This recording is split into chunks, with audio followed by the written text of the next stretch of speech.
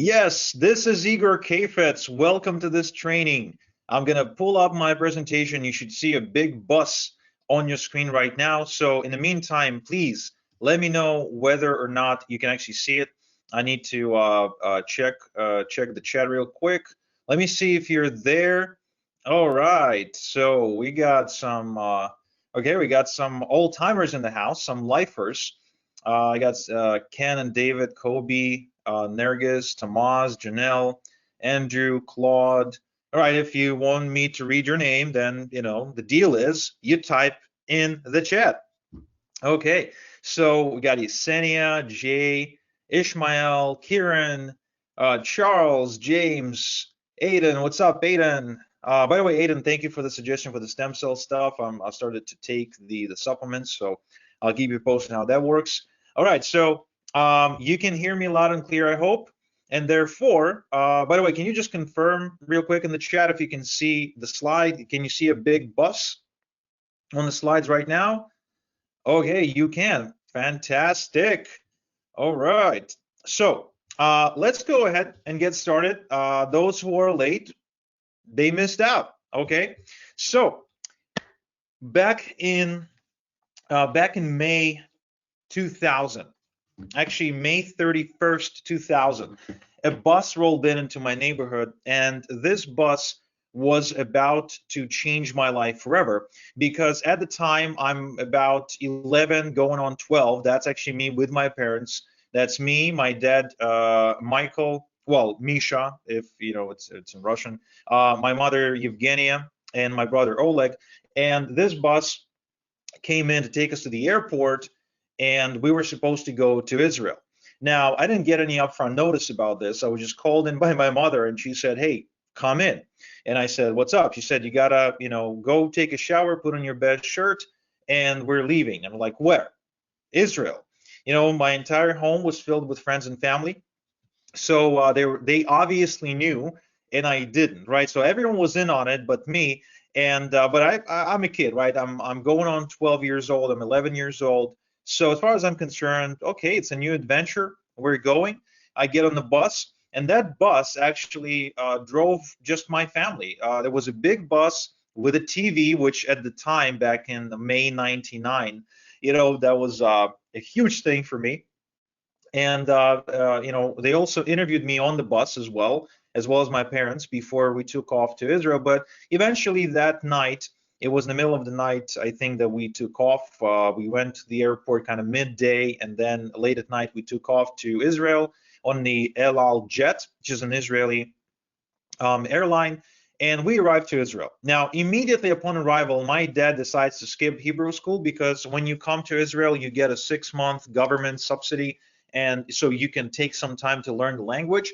My dad said, I'll keep the subsidy, I won't learn the language, and I'll just go and I'll work. And he just went to work at this local facility. And the thing about these local facilities in my hometown in Israel, they loved immigrants. You know why? Because immigrants don't ask questions, they work really hard, they are willing to get paid less, and they don't know their rights. But at the time, of course, for my dad, it didn't matter, because he's a hardworking guy. And things started going well for us for about 6 months or so. My dad even buys a car from his supervisor, this Fiat Temper, this exact car. Now, it's not this exact car. I just found this image on Google, but we had this exact color, exact car. It was Fiat Temper, I think 1992, which is, let's face it, is a crap car, but we were happy. And then one morning, my dad wakes up with chest pain, and he has a history of having 2 heart attacks between the ages of 30 and 40. So he goes on to see a doctor. The doctor runs some tests, and he says, Misha, I have no idea how you're standing right now. You're supposed to be dead, because there are two veins or 2 arteries that are next to your heart. They have to do something with blood flow to the heart, or oxygen flow to the heart, or both. And they're about to be torn apart. And when that happens, you die immediately. So the doctor rushes my dad into an emergency room, and he undergoes an emergency bypass immediately that evening. And for those of you who don't know what a bypass is, basically they pulled out a couple of arteries or whatever, like these blood veins from his leg and put him next to his heart. So they basically saved his life. So the surgery is a success, but my dad, he now has to recover. And I think the next day or the day after next, they tell him to go home. We bring him home, and I see my dad go from an officer in the Red Army who graduated the Moscow officer college in the Suvorov university, whatever it's called, basically the school where each and every single Russian officer goes to for training with flying colors. He goes to this, and I witnessed my dad become this. I witnessed the breadwinner become very, very weak. In fact, I remember how one time I went out with my mom, who wanted my dad to have some fresh air. And she literally, I've never seen this before at that age. I think I was about to turn 13 at the time. And I've never seen my mom having to support my dad and having my dad lean on my mom to walk. Never seen anything like it. Never seen him having to lean on her to, sit on the bench. Never seen him, having to lean on her in order to, just do anything really. Just give me one sec. I'm hearing some noises. I gotta disable something here. Yep, there we go. Yeah, I'm really bad at this stuff, the technology stuff. And trust me, if anyone can do this, if I can do this, anyone can do this. So anyway, my dad is literally like the Walking Dead, if you know what I mean. He becomes a shadow of a man, and naturally, nobody wants to hire a guy who may drop dead at the job site, right? Which means he can't do physical labor, he can't get hired for anything. And my dad basically starts dragging me around, into all kinds of government offices, unemployment line, and trying to apply for disability because he can't find a job, so he assumes that he will get disability. But the thing about the government is that, they deliberately create a gap between what they consider to be disability and what disability is in the real world, and he gets denied time after time after time. And I know because I'm the one who has to fill out all these documents and submit them, because guess what? My dad never bothered to learn the language.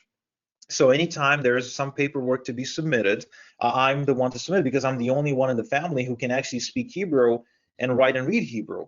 So to say that I was forced to skip on childhood is to say nothing, because I really don't remember much besides having to deal with government bureaucracy and stuff like that. So it took my dad actually from the moment he started all the way until he finally got disability, it took him 12 years. So at the time, he still doesn't qualify for disability, and he starts getting some odd gigs, some security gigs in pubs and on parades and stuff like that. But obviously, they don't pay. There's no seniority there. In fact, the most he's able to hold a job is about 8 months, because his employers, not wanting to pay him insurance and not wanting to basically hire him full time, they're only allowed to hire people for 8 months. Then they have to fire them. Then they have to wait for 3 months and call them up again. So that's been my dad's life. 8 months of super minimum wage jobs, and then 3 months of no jobs, because there's only one agency in town that offered these jobs. So naturally, we had to rely on my mom. She's the one who paid the bills by working extra hard at a local facility that created FedEx shipment trackers. And, she would always take overtime, because if she didn't, we wouldn't be able to cover anything. But, she really hated that, because she wasn't in a position to say no. And I don't know if any of you had this happen to you, or maybe you're living this experience right now, but, when her boss walked up to her, and she complained to me many times about this. She's like, when Shimon, which was her boss's name, when she says, when Shimon would walk up to me and say, Yevgenia, can you stay overtime tonight? There was no way she says no, because on one hand she wanted to go home, on the other hand she needed the money. But on the third, point there, if she said no that time, they might not offer overtime next time, because they would just give it to people who say yes, and B, they might fire her altogether next time there is a there's some budget cuts. So she just said yes, but she hated every moment of it. Not to mention, although she brought in some money, it was never enough to cover all the bills. We always had something we were behind on. One month it was the electric bill, the other months it was, the gas bill. The other months we had like an insurance payment come up or something like that. The other months it was a medical bill. So there was always something we had to juggle and say, what are we paying this month? What can we do without this month? Maybe it's hot water. Who knows? So, living that way for a little while, my dad did the what any man who is a breadwinner, self-respecting, potent breadwinner would never do, because it would, kick them in the balls, literally. He called up my mom's mom, my grandma. His name was Bella. Not this lady specifically. I actually don't have any digital photos of Bella. But he called her up and she said, "Can you move in with us? Because if you do, we'll be able to put the lease on your name, and then we'll get a 90% off property tax that we otherwise have to pay, and that would really help out with the bills. Plus, you'll be chipping in on the bills too. So we'll be taking care of you, right? You won't have to worry about, falling and breaking your hip or something. And at the same time, you'll be helping us this way." And she agreed, and she moved in with us, and he basically spent the next however many years living with his mother-in-law, which meant constant fighting with her, always pressure, always like, I mean, it was just a very intense situation at home every single day. And one day when I was about 16 or 17 years old, I can't remember now, I came back home and I looked at the kitchen table, and I see some paperwork there, and I look into it, and it's a loan application that got approved. And I was like, why would dad take out a loan and put us in a bigger debt than we already are? And then it hit me like a ton of bricks. It made perfect sense, because I think what happened there, I never confronted my dad about it. We had a bunch of debt and we had to pay it off, and a part of it was also a loan. And I think the deadline for the loan came up, and instead of paying it off, because we really didn't have anything to pay it off with, we really didn't have any assets. We didn't own any properties. We were renting the place where we were living. We didn't have anything besides this beaten to death piece of crap Dell Nubira, which again, we had the exact same color, exact same everything, but I found this image on Google just to be authentic with you. And, it would make sense for the bank to say, okay, you can't pay us off, so we will roll you over into another loan. How about that? Right? So I don't know if any of you had to do this before, where you would cover one debt with another debt. But what happens is you just end up sinking deeper and deeper in debt and paying higher and higher and higher and higher interest. Right? Does that make sense to you? Just type in the chat if it does. So obviously my parents, as you can tell, are not financially savvy. They're hardworking, they're honest, they're diligent, but they're not financially savvy. And they say that money can buy you happiness. Like, people love to say that. Well, let me tell you, it's really hard to maintain a healthy marriage and a healthy family household if you don't have a lot of money, if you're always struggle with money. In fact, one of the reasons why immigrant marriages don't last, actually, there's a 50% divorce rate in immigrant marriages, is because of the money. It's because people immigrate, and they, even if they had good income back where they came from, they have to start from scratch in the new country. And if they can't make it, they can't build up their income back up, it's devastating to the marriage. In fact, what happens a lot, which is exactly what happened in my family, is my dad went from being the breadwinner to being the person who mooches basically money from other people, while my mom, who was a stay-at-home mom back in Ukraine, although she's got some education to be a music teacher, she became the breadwinner, and she was working extra hard to try and pay some bills, and that totally flipped everything. My dad, knowing that my mom is now making more money than he does, it was devastating to him, and he would always lash out on her for that. He's a very conservative guy, so to him, just the fact that his woman is working, not to mention that she's making more than him, that was really bad to him. In fact, I remember one month when my mom couldn't take a lot of overtime and he was working too. They actually compared their paychecks, and he earned like I don't know, $70 more than she did. Like he actually celebrated that and he said, "Yes, I'm the man of the house." Right? So that's how he defined himself, and that was really hard on him. Like the whole idea of being broke, of being a bad breadwinner, was really hard. And so he developed this midday habit that involved bread, pickles, scallion, some eggs, and of course vodka, being Russian. Now my mom, she fought him for it. She always like tried to get him to stop doing it because he had a weak heart. And like if there's anyone who was not allowed to drink, it's him. And they would again just keep fighting and keep fighting and keep fighting. And since none of them had friends, because somehow they got caught up in this rat race and they never bothered building relationships, which is one of the most important things you can do to be happy, then the way they dealt with all their stress was TV. My dad watched snooker, soccer, tennis, right? That was the top three sports he would always watch. And of course, you could watch this stuff all day long, right? Because it's always on TV. There are specific channels just for that.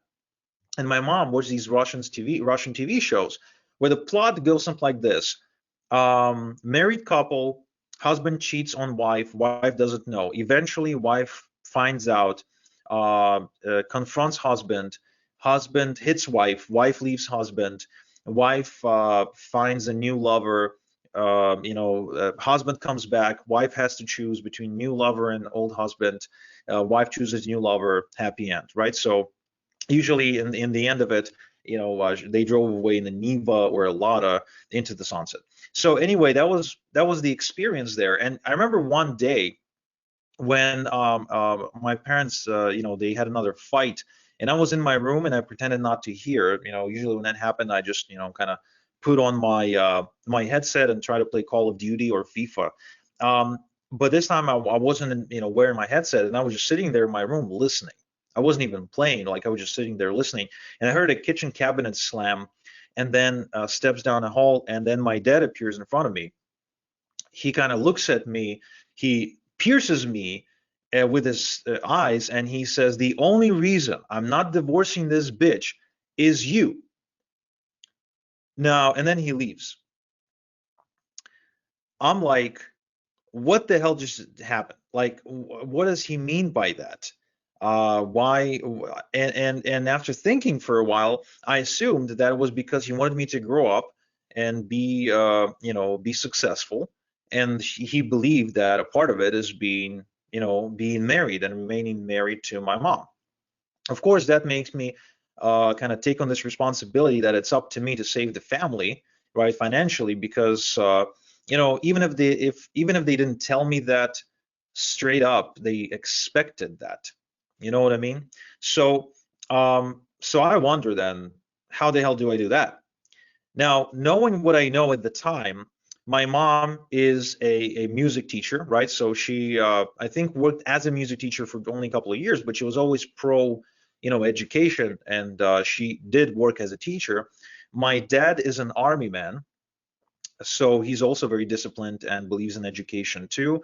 My dad's mom, my grandmother from my father's side, was a school principal, and my mother's father was a school teacher as well. So naturally, in my family, education runs the show, right? Education is what's important, and therefore you need to go to school and you need to go, get good grades and study hard, etc., which is exactly what I did since I went to school. And so eventually my parents decided to enroll me into the Israeli Air Force Academy. This is the actual one, by the way.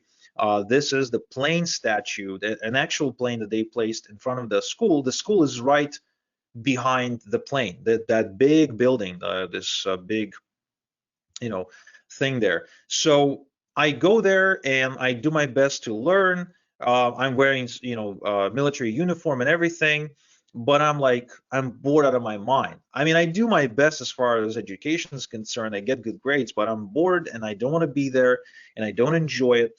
And, every time I feel this way, I remind myself that I need to do the right thing, not the easy thing. So I continue and I continue and I continue on that path until one day, enter Max. Now, at the time, Max was my friend, my best friend actually, and you couldn't find a person who's more opposite than me. you couldn't really find a person who's like complete anti-Igor than Max, as you can tell by this photo right there, where he's pretending to be stripping.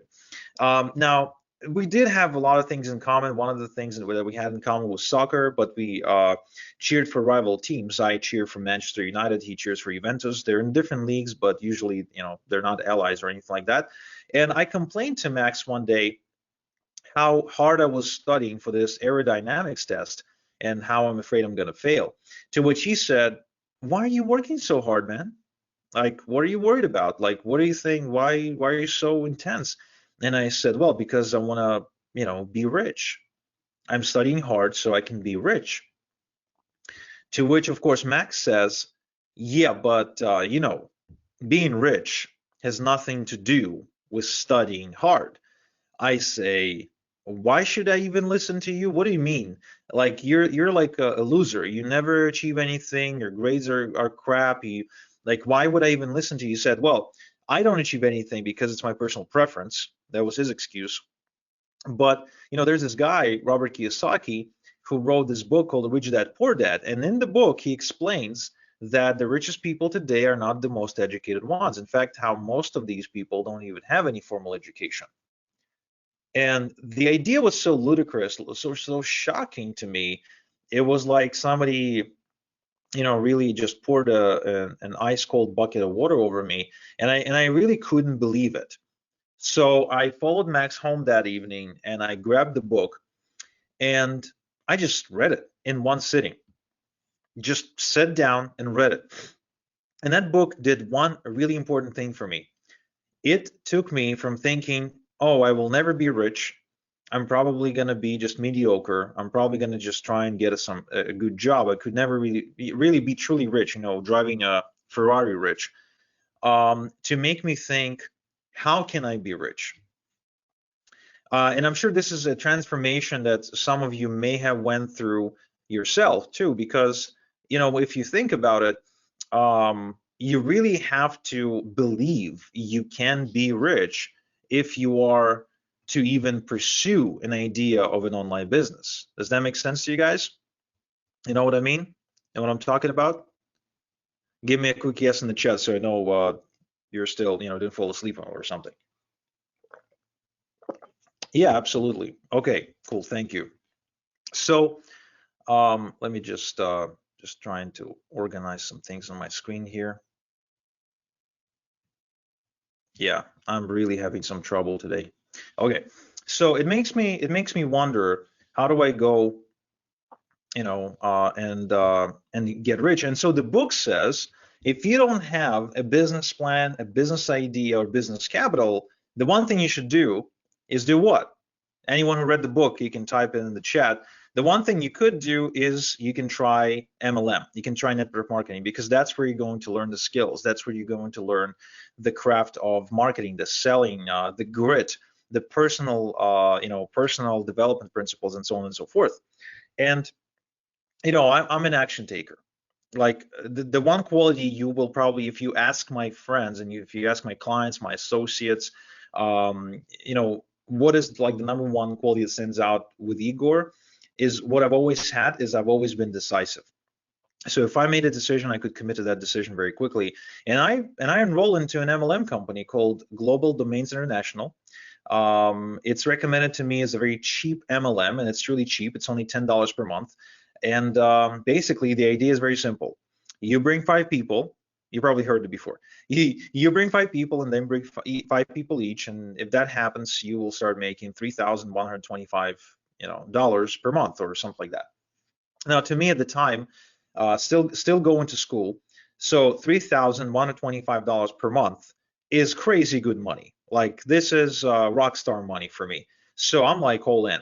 I sign up, I pay the $10 per month. I, of course, put it on my mother's credit card because I don't have one myself. And guess who's the first person I sign up? Of course, Max. Max is the first guy I sign up. I get him on a 7-day free trial, but Max actually cancels on me after about 3 days or so, for which I hold a grudge for him about I don't know, 3 months. The second person who I enrolled was my mom. That's actually me, my mom, and my brother Oleg. Yes, I do have blonde hair, which is hard to believe now, but she didn't know. I actually enrolled my mom just by taking, a credit card she had and just enrolling my mom under me. I'm not sure what I thought would happen. I'm not sure what like it was, maybe just an ego play, but obviously I wasn't making anything from it. And I got really excited about the idea of network marketing, so I just went out and I started telling everyone. I started trying to recruit everyone, and of course I started trying to do that on the intranet, and very quickly I found myself, I actually had to get a job to continue to pay the $10 per month membership fee. And I did get a job at a toxic facility that was making these material for, what do you call this thing when you spray it on the vegetables to kill the bugs? So that stuff, and we would ship it to Argentina and Brazil. So I worked there, and within just a couple of years, I'd say, I racked up about $5,000 in debt, which was partially my own money, partially my grandma's money, who I always could count on to help me with my entrepreneurial pursuits. She was very supportive in that. So through buying different services and different things, I discovered affiliate marketing. It's when you buy a product online, or usually online, and when you buy it, someone else gets paid a commission. And to me, when I compared affiliate marketing and MLM, affiliate marketing seemed better because I didn't have to babysit anyone, didn't have to convince anyone. A lot of times I could just point people to a website and the website would do the selling for me. Because if you ever done MLM, you know that MLM is all about personal selling. You really have to be a great closer and convincer in order to succeed. With affiliate marketing, you can get away with not being a great convincer because you can just send people to a great VSL. And that was my dream. I wanted to wake up in the morning. I wanted to see commissions in my account. I wanted to, click a few buttons on my keyboard and just to get paid. So that's what I tried to do. And I did it for a long time, for quite some time. And I started getting burned out, like really, really badly. But I still didn't quit. And motivation was an issue for me for some time until something happened. Until one day I was in my room and I don't remember what I was working on or playing, maybe playing a video game or something, and my dad walks in. And he walks in, he doesn't knock, he just walks in, and I can smell the vodka. Now, I don't know if you had or have a family member who drinks with a drinking problem, but my dad is an angry drunk. Some people are fun drunk, but my dad is an angry drunk, which means as soon as he drinks, he gets really, really angry about anything, really. He doesn't control his state at all. Now, just so we're clear, he never abused me physically. He never really did anything like that, but he would abuse me emotionally a lot. And so he comes in, doesn't knock, smells of vodka, sits on my bed, right on top of my clothes and my books, like he just doesn't care. And in a mocking way, he sort of shoots at me. He says, "So, how's your online businesses doing? Made any money yet?" Now, I know you can't talk to him in this state, so I sort of lean into my screen, kind of making it appear as if I'm really busy and I don't have time for him right now, and that I didn't even hear what he said. So he sits there for maybe another minute, and then he stands up and walks out. And you know what? From that point, that was my carrot, that was my stick, whatever you want to call it. I never struggled with motivation ever again because I was on a mission now to prove this asshole wrong, because he really did act like an asshole for no good reason. He could have supported me in my entrepreneurial pursuit, but he didn't. There was an ego issue, there was a drinking problem, and I just wanted to prove him wrong. I really hated him for being that way with me, with his son. So I get into affiliate marketing and I really go aggressive. I try Facebook marketing. I start adding people on Facebook. I go into Facebook jail, try a few accounts, build fake profiles, add people every day, send them a message, say, "Hey, let's be friends. I see we got mutual interests. We both want to make money online, and I found this thing." I'm pretty sure you've done the same at one point or another. So that didn't work. So then I tried Twitter marketing, pretty much the same thing, only you follow people and you hope they follow you back. And I've also tried to automate it, do a software thing, tweet 5 times a day, and again, nothing really happened. I actually, in a few months of trying each of these methods, I didn't make a single sale with any one of them. So then I move into article marketing. Now, so this is back in 2010. As you can see, I joined Ease on Article. Anyone here has an Ease on Articles account? Anyone here been making money online or trying to make money online for that long? That you do have an account with Ease on Articles? So I actually earned a badge. I was at one point a really like I had some kind of star or something like that. I published, as you can see, 63 articles, and I was writing a lot. I was trying to post several articles every single day. But with article marketing, the most I was able to do, I was able to rank for some keywords on Google, but I don't think I've made any sales. So then I switched to blogging, and I blogged about different MLM software, and that was actually where my first sale came in, which I'll get to in a minute. But I blogged for 8 months, and I bought a custom theme. As you can see, I designed it. I'm pretty sure I broke some kind of copyright with Family Guy there, with Stewie there in the header. I really I studied code to understand how to build this blog. I figured domains and hosting and tracking and cloaking. I understood SEO. I actually got my blog to be PageRank 4, which at the time basically meant that you had a really good chance of ranking for keywords because you had lots of content on your site. And naturally so, because I blogged every day and I produced 100% unique content. And after blogging or during blogging, I also had a stint with video. In fact, as you can see here, that's me, but really, really young me, and recording through my webcam on my computer. And behind me, I don't know if you can see it, but behind me there's a vision board. Can you see it? There's an orange or red Camaro on that vision board, and a few banking screenshots where I took my bank, an image from my banking website, and I, printed it out. I put some of that white thing that you kind of put on top of stuff to write over, and I wrote down a big number, like I think 1,000,000 shekels, I think, which is Israeli currency. That was my vision board. So I don't know if any of you have or had a vision board. And so eventually I make a sale. I make a pretty good sale. I make $124 in a single day, and that's amazing. In fact, it's so amazing that I go to my day job the next day, and I do this. Not exactly this, of course, didn't have a Lamborghini and didn't really shove it in people's faces, but I tell my boss I quit and I walk away. I don't give him an upfront notice. I really hated the guy. His name was Jonathan. And I just said, Jonathan, look, I don't have to take your shit anymore. So I'm gone. And I left. And I left and I thought, okay, now that I'm making money, I'm going to really go hard on this. And I started working harder. I started putting in 14-hour days every single day, no weekends, no holidays. I just work, work, work. But I make no sales for the next few months. Literally nothing, not even one sale.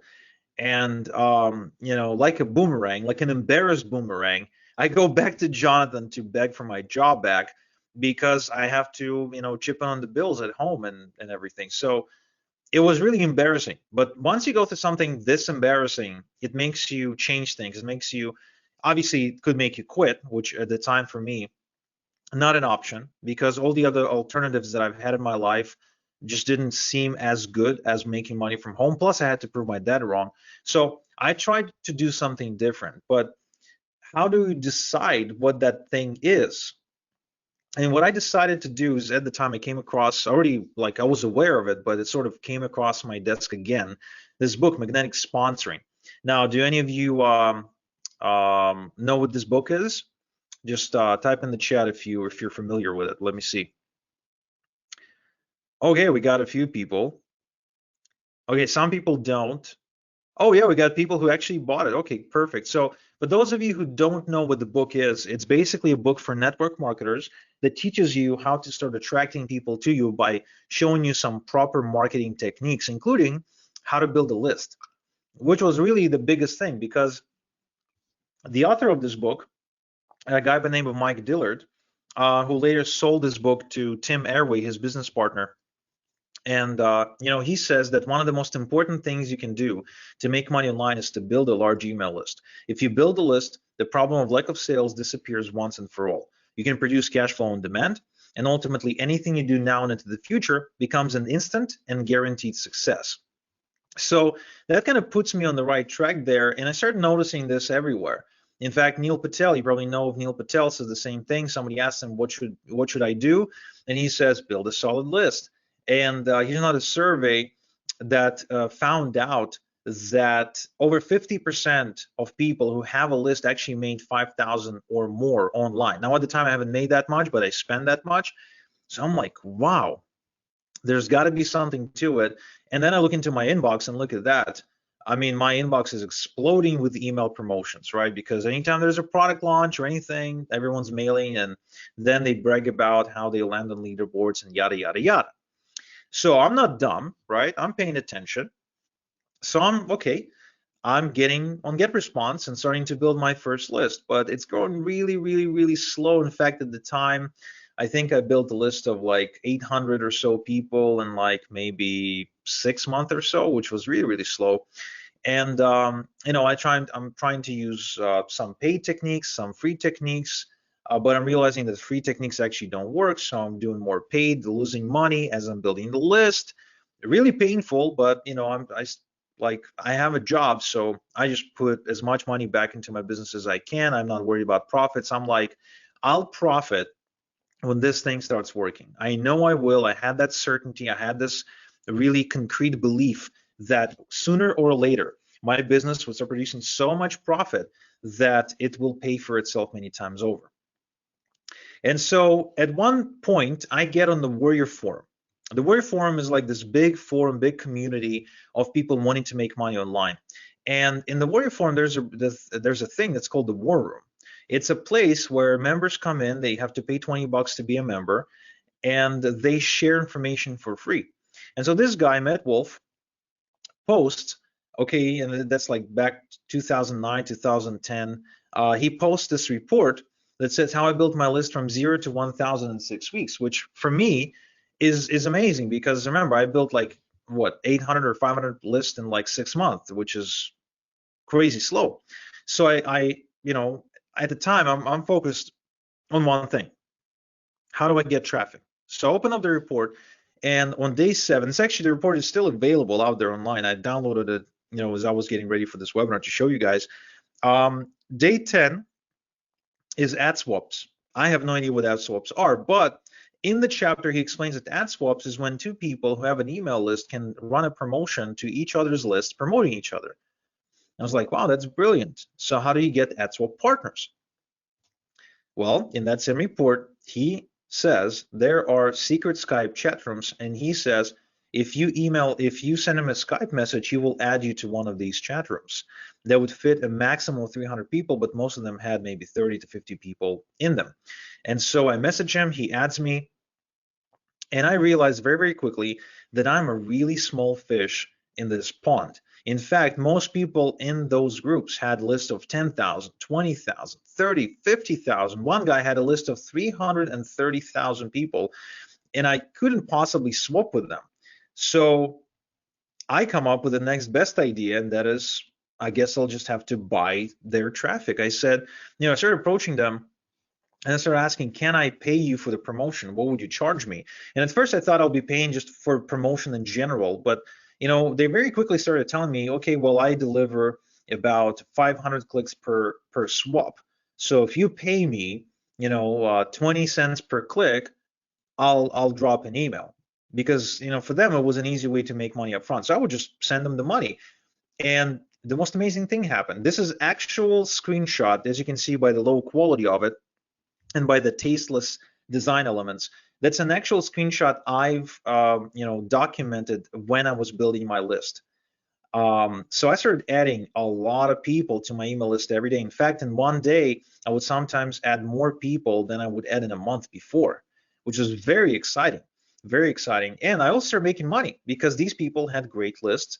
And I started actually adding, making these micro payments, if you will, $10 here, $30 there, some ClickBank sales. As you can see, the dates on these are 2010, right? It's October 2010. So I'm finally seeing some consistent results, and I'm finally seeing some good stuff there. But there's another little kind of bump in the road that I run into, because sometimes I would promote to my list and it would just fail. Sometimes I would email my list and it would make me money, but sometimes I would email my list and it would just be really, really bad. Like there would be no sales at all. So what it came down to, I thought, is I had to really take a close look at the offers I was promoting. And if I couldn't find something that was really good and decent and something that converted, I just wouldn't mail because I was afraid to piss off my subscribers. So on days when I would mail, I would make money. On days that I didn't mail, I didn't make money, you know? And that was, as far as I'm concerned, and I'm Jewish, right? That's a huge waste of money. That's leaving a lot of money on the table. Because if my income is directly proportionate to the amount of emails I send to my list, and I'm deliberately not sending out emails on certain days of the week, I'm making less. So I kind of figured, okay, I'm a member of those, groups. And I went in and I posted and I said, hey, small dogs, if you guys are looking for some traffic and you can't swap other people because your list isn't big enough, hit me up in private chat and let's talk about me running an email promotion for you, which at the time we coined the term for it. It's called solo ads now. And I started, having people hit me up and ask me, and I would say, okay, so if you pay me, I mail your offer. And guess what? I got my first client who purchased 300 clicks at 20 cents each. Then I got another one who bought even more traffic. And very, very quickly, this is again a screenshot from way, way, way, way back, from January 2011, as you can see. Again, I couldn't find any decent ones without the graphics, so you have to apologize. Have to excuse me for the graphics. But I started making more money promoting, like running promos for other people, than doing affiliate marketing, because this was very consistent. Like with affiliate marketing, I could make $1,000, on Monday, but then make nothing for the next 3 days. With this, I knew for a fact that I would be making a predictable amount of money per click. Now, it would often mean that I would be settling for less money up front, but that was upfront money, guaranteed money. And for someone like me who really hates taking risks, this was the perfect setup. And I've built this out into a big business. In fact, at some point, I just walked away from affiliate marketing altogether, didn't promote anything, and just filled my calendar with mailings for other people. And between 2015 and 2018, as you can see from this screenshot from my Israeli PayPal account, you can see that I made $6.7 million doing pretty much just that, and became a big fish. In fact, one of the biggest fish in this game for this particular form of traffic, up to a point where they wrote an article about me, and the Warrior Forum actually invited me to conduct a Warrior Ask Me Anything. And when the word started getting around that I'm like really successful at this stuff, you know what started happening? If you remember in The Wolf of Wall Street, in the movie, when Jonah Hill meets Jordan Belfort, meets Leonardo DiCaprio, and he says, you show me a pay stub with 72,000 on it and I quit my job right now and I work for you, and he actually does that. Well, that sort of happened to me. I've literally had people crawl over broken glass and take all the insults I can throw their way and demand I coach them. And they didn't care what I charged for coaching. They didn't care what I did, as long as I taught them what I know, because they've seen the amount of money I make and how many solo as I sell. So, and you know what? I started taking them on as clients, started teaching them exactly what I do. So here's one client, Peter Fan, who became a really big solo seller. He says, Igor helped me build a 6,000 person email list almost for free and make money with my email list. Sometimes I make 60 bucks a day, sometimes I make 100 bucks a day, but last week I've made my first $200 day. Okay, then here's another one. Pete Bruckshow says, within just 4 weeks, I've made $1,977.09 selling solo ads with Igor. That's triple of what I used to make in 1 month. And now Pete, I think, lives in Andalusia, Spain. So that's why I've included, I'm really not sure if London or Andalusia or whatever. Then we got Emka, Emilis Triumaitis. You may have heard the name before. He was really active in the JVZoo community at one point. he says, before meeting Igor, I was trying to make money online, but I didn't know what I was doing.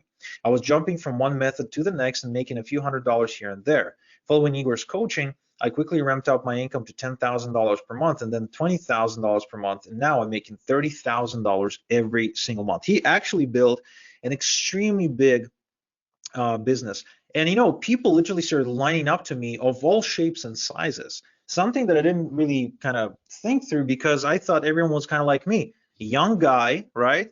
Capable, technical, etc. And I started running into an issue.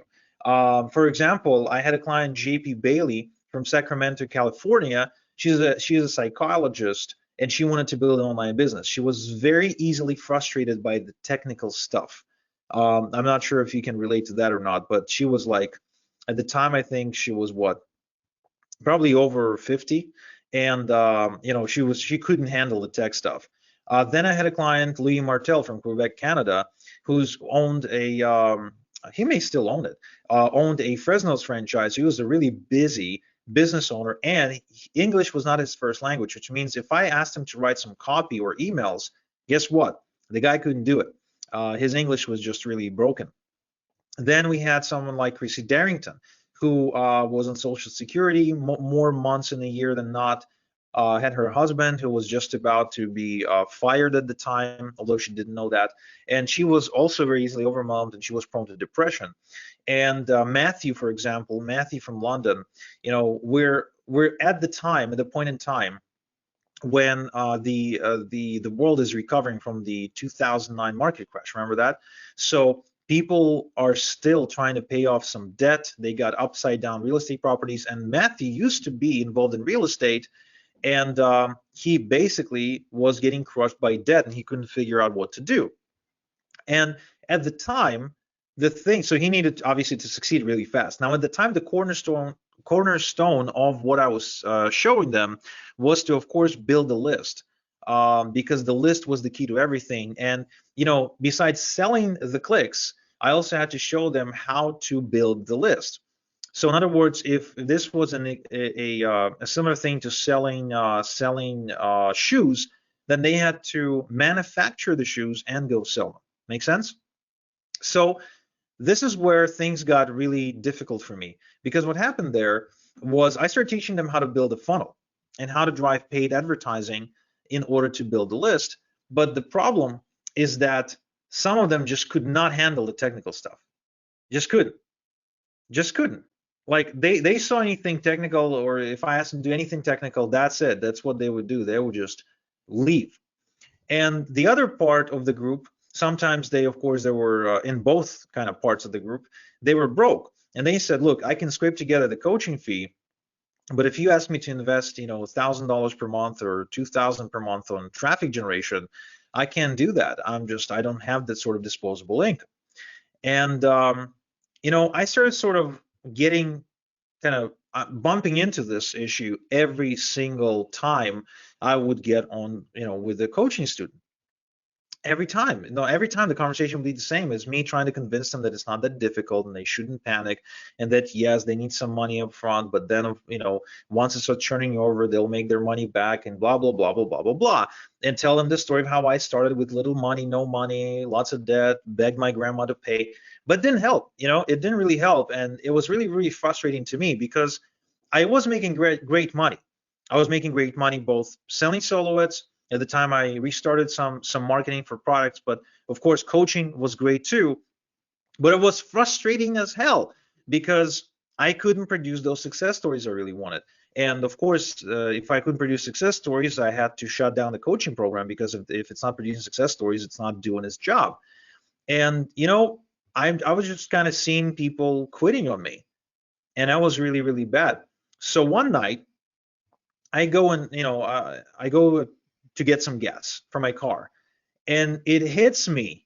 I finally get it. I have an idea.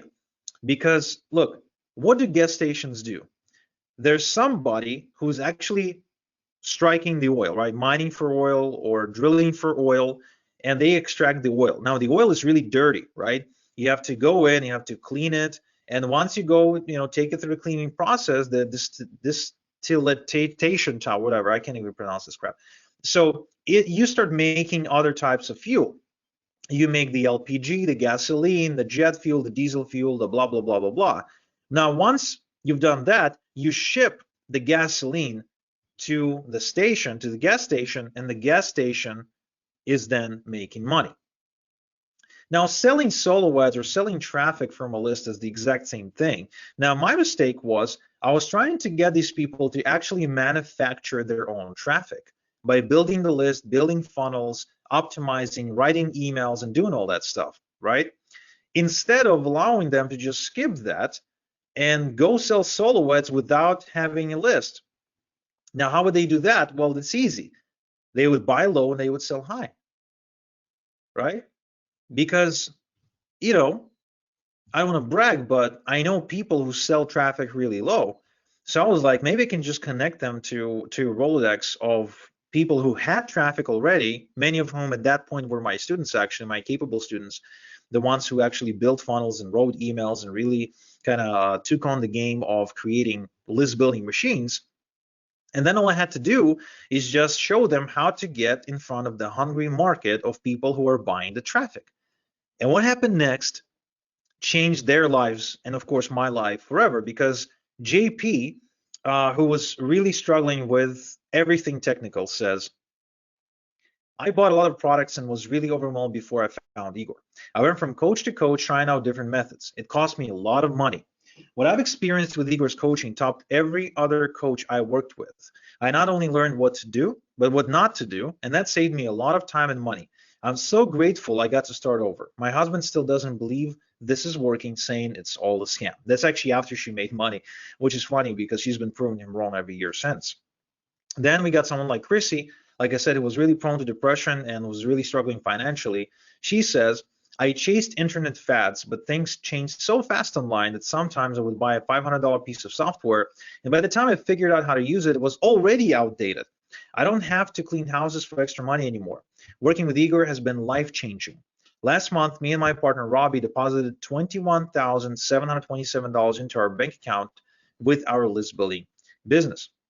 Louis Martel, the guy who owns a Fresno franchise, remember? Really busy business owner, French-Canadian, who spoke broken English. He says, I own a Fresno's franchise. You have to sell a lot of $8 sandwiches to make money. Igor taught me how to get paid hundreds of dollars at a time from home. Igor taught me how to build an online business in an ethical way with customers who respect me. So he actually did all of that while running the franchise that he had to, of course, get in debt to buy, and is sort of, kind of show up every day. So it was like a big hamster wheel, but he was making good money on the side doing that without even having to shut down the business. Another client of mine, Ria, she says, I wanted to make money online so badly to stay home and care for my parents that I got myself in trouble. I got scammed for $22,000. My mind and body took a hit and I got ill. It took me a year to pull myself together. I was determined to achieve my goal, so I kept on buying too many courses. Igor was the first to finally show me how to make a good income I can be proud of. There's no limit to where I can scale this. I even have a savings account now. Now, she actually now cares for her dad full time. I think her mom passed away, but she still cares for her dad. And now remember Matthew? So Matthew says, I've now been doing the internet marketing thing for nearly a year. The first 6 months were hell. I built a small list, but found it hard to monetize. After just a few short conversations with Igor, I started to double my income. Igor brought me to nearly $10,000 per month. Then things took off, and this month I've earned $20,000. Igor really helped me take me through that critical phase. I can't thank him enough. Now, at this point, you're like, the audience on this training right now is probably broken down into two groups. One group is, those really hardcore, analytical, skeptical people that basically convince themselves, not sure why though, they convince themselves that anyone who claims they want to help them is trying to somehow scam them or has a hidden agenda. But yet they still pursue the idea of building an online business. They still get on training webinars like this one. They still want to get in, but maybe they're just afraid or whatever. And to those people, it's kind of like trying to prove to people now that global warming exists or doesn't exist. Like, if you can't see what's happening in the world right now with the climate, and you still refuse to believe that global warming is real, then what can anyone say? At that point, it's not about facts and figures anymore, right? So as far as I'm concerned, there's enough proof to see that there's a demand in the market, that I'm probably the best in the business for it, and that people are succeeding with this. And the other group of people in this webinar, probably a much larger group, are the people who just say, Igor, shut up and take my money. Just tell me what to do. Tell me how I can do this. And so you're probably wondering, how can you become my next success story, right? So real quick, I'm just curious, which group do you belong to? The first one, the skeptics, or the people who really want to get in on this and maybe start selling silhouettes and make some really cool profits fairly quickly without building your own list, without building your own sales funnel? Let's see. I want to look into the chat. Okay, take my money, take my money. Number two, take my money. Not a skeptic. People want to really get in. Let's sell some silhouettes. Awesome. All right, fantastic. Thank you so much for your feedback. So let me tell you a little bit more about that. First, you're probably wondering, Igor, if I know anything about you, you're probably going to charge me an arm and a leg. It's probably going to be super expensive. And you'd be right, because I do charge a lot of money for my time and for my consulting. In fact, here's somebody wiring me $6,000 US for 2 hours of my time. Here's somebody buying 2 more hours of my time, and somebody buying about 8 hours of my time and getting like a discount from 24 grand down to 20 grand. Here's someone else who wires me $14,000 for a package as well. But I'm a reasonable man, and I understand that most people probably can't afford to hire me by the hour. So what I've done is I've created 3 packages that are within reach for anyone who's serious, okay? And the first package is kind of like the Bugatti, the absolute most ultimate fast luxury option that you can get from point A to point B.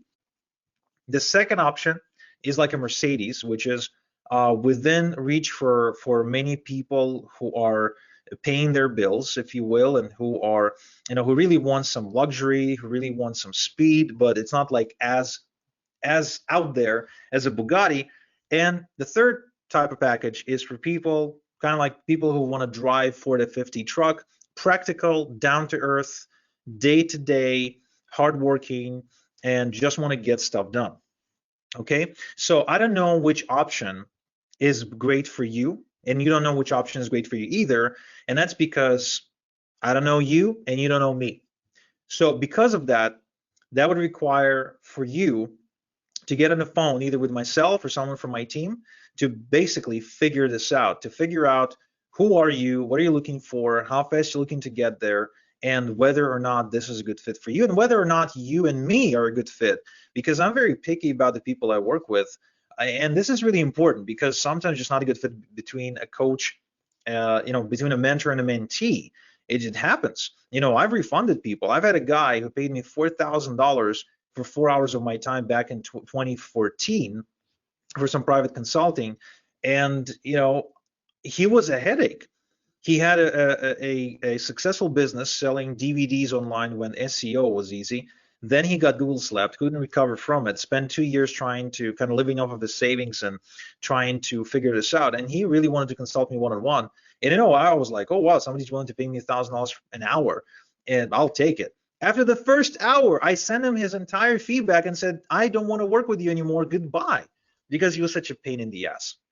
Now, I expect the moment I tell you how to apply for an interview with me and for the coaching program, we're going to have Black Friday level of stampede right here on this training, okay? So a couple of things I want to share with you real quick. First off, I'm looking for serious people. I really don't want people who are not sure if they want to make money online. I really don't want people who can't put in the hours I will ask them to put in. I really don't want people who are going to tell me, no, don't make me invest $57 because I only make, $1,500 per month and I can't afford it. No, you're building a business. You should be okay with taking small financial risks in favor of creating big financial returns. Okay, so that is also required. Now, you won't have to spend a lot up front. In fact, your startup costs will be probably between $100 and $300 one time. because I figured out how to do it in the most efficient way possible. But if I tell you to jump, I want you to jump. That's the kind of student I want. I don't want anyone who starts, asking, no, but what, but, do I really have to jump? Yes, you really have to jump. Do you really have to, stamp my envelope? Yes, you really have to stamp your envelope. Do I really have to wake up at 7:15 in the morning? Yes, you really have to. That's the kind of students I want. If I say you do, that's it. That's the relationship. Okay. And because of that, I know that I'm immediately cutting out nearly every tire kicker out there by collecting an upfront refundable, okay, I'll tell you more about that in a sec, refundable safety deposit of $100 for you to be able to get on an interview with me or a member of my team. And here's how this is going to work. Okay, you're submitting the $100 deposit, it's a refundable deposit, and we get on the phone. And first, there's three goals to this phone call. First, it very quickly helps me find out if you'd be a great student who's motivated, open-minded, diligent, and easy to work with. And to figure it out, we will ask you some questions, again, either me or my team, and you'll answer them honestly, and we'll know. Second, it helps you find out if what we got going on is a good fit for you. So you'll be able to ask as many questions or as few questions as you want about the coaching program before you decide to commit for us to work together. And third, if it's not a fit for you or for me, okay, if it's not a fit for you or for me, we part ways, you get your deposit back, and that's it. But if it is a good fit, then we'll tell you more about how to get started, and you'll decide on the spot how you want to get going about this. Again, so if it's a good fit for this call, we hug it out, okay? We apply your deposit towards the mentoring fee, which will only be revealed to you after, we understand that you're a good fit for the program, a good fit to work with us. And I mean, it really comes down to whether or not I think you're a headache and a nuisance, or, just someone who's fun to work with and someone who's fun to help. Okay. And, we do this and we get going. We start, we kick it off and we get going. Now, if it's not a good fit, we say so. Look, it's not a good fit. Here's your deposit back. You get your deposit back on the spot within minutes of us ending the phone conversation, and we part ways united in mutual respect. In fact, just for wasting your time, I'll give you a gift. It's a case study showing how I made $98,000 in 7 days promoting an affiliate product to my email list. All right? So what I really want you to understand, there's no commitment and no pressure from either you or me. You can, at any point in the process, say, Igor, I don't want to do this. Igor, I don't like you. Igor, this seems too much for me. Whatever. You get your deposit back and we part ways united in mutual respect. Or quite the opposite, right? I say, you know what? Not a good fit, and I don't feel obligated to work with you. Or we use this time to court each other and to better understand each other and to verify that it's a good fit. Do we have a deal? Give me yes in the chat, or a deal in the chat. Okay. Okay, almost. I see tons of deals. I have someone say, I like to know what I'm buying before I subject myself to a hard sell on the phone. Sure, absolutely. So first off, you will know what you're buying. You'll get all the information about what it is, the startup cost, what sort of activities you'll have to do on daily basis, blah, blah, blah, blah, blah. Okay. And if you already are concerned about me or my team hard selling you on the phone, then that's exactly why you should not apply. Okay. Because I promise you, there's one thing that's not going to happen on this phone call. It's going to be me or my team hard selling you. In fact, you'd be hard selling us. Why should we allow you to work with us? Because what we have is something that literally changes lives. In fact, I'll be showing you a few case studies in just a minute that you'll see how people's lives changed, marriages saved, destinies changed, communities transformed. Okay, so as far as I'm concerned, you're not doing me any favors by thinking or suspecting I'm going to hard sell you. You're going to have to prove to me that out of the limited spots that I assigned to this program, because I can only work with so many people on this level at a time, you'll have to tell me, why should I work with you? Okay, that's the deal. So if under these conditions you're cool to continue, then what you want to do, you want to go ahead and go to igor.cx/solo ad coaching right now, okay? While you got this webinar playing in the background, go to igor.cx/solo ad coaching and submit your application and your refundable $100 deposit. Again, I remind you, this deposit is not, I'm not going to make money on the deposit. Okay, I'm not collecting the deposit so I can put my daughter into a private school. She's already in the private school. Whether you put down this deposit or not does not change that at all. I'm already driving a Porsche. I'm already living in a big house. Whether you give that deposit, put it down or not, doesn't really change anything for me. It's a completely refundable deposit. If you and me don't work together, you get the deposit back immediately. If you and me work together, this deposit is applied towards the mentoring fee. That's the deal. So as soon as you go to igor.cx/soloadcoaching, you will see a page like this.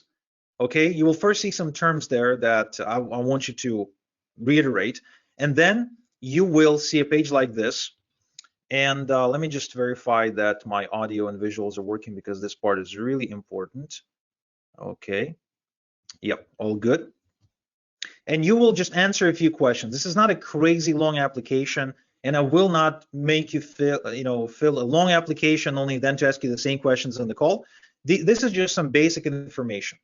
Then you will be asked to submit a refundable deposit. It will say so on the page. It will say a refundable deposit of $100, okay, through the form. As soon as you submit it, it comes to me, and we initiate the process. As soon as you put it down, you'll be then redirected immediately to a page where you can book a slot in my calendar or the calendar of my person, my gatekeeper, if you will. You may call them a salesperson.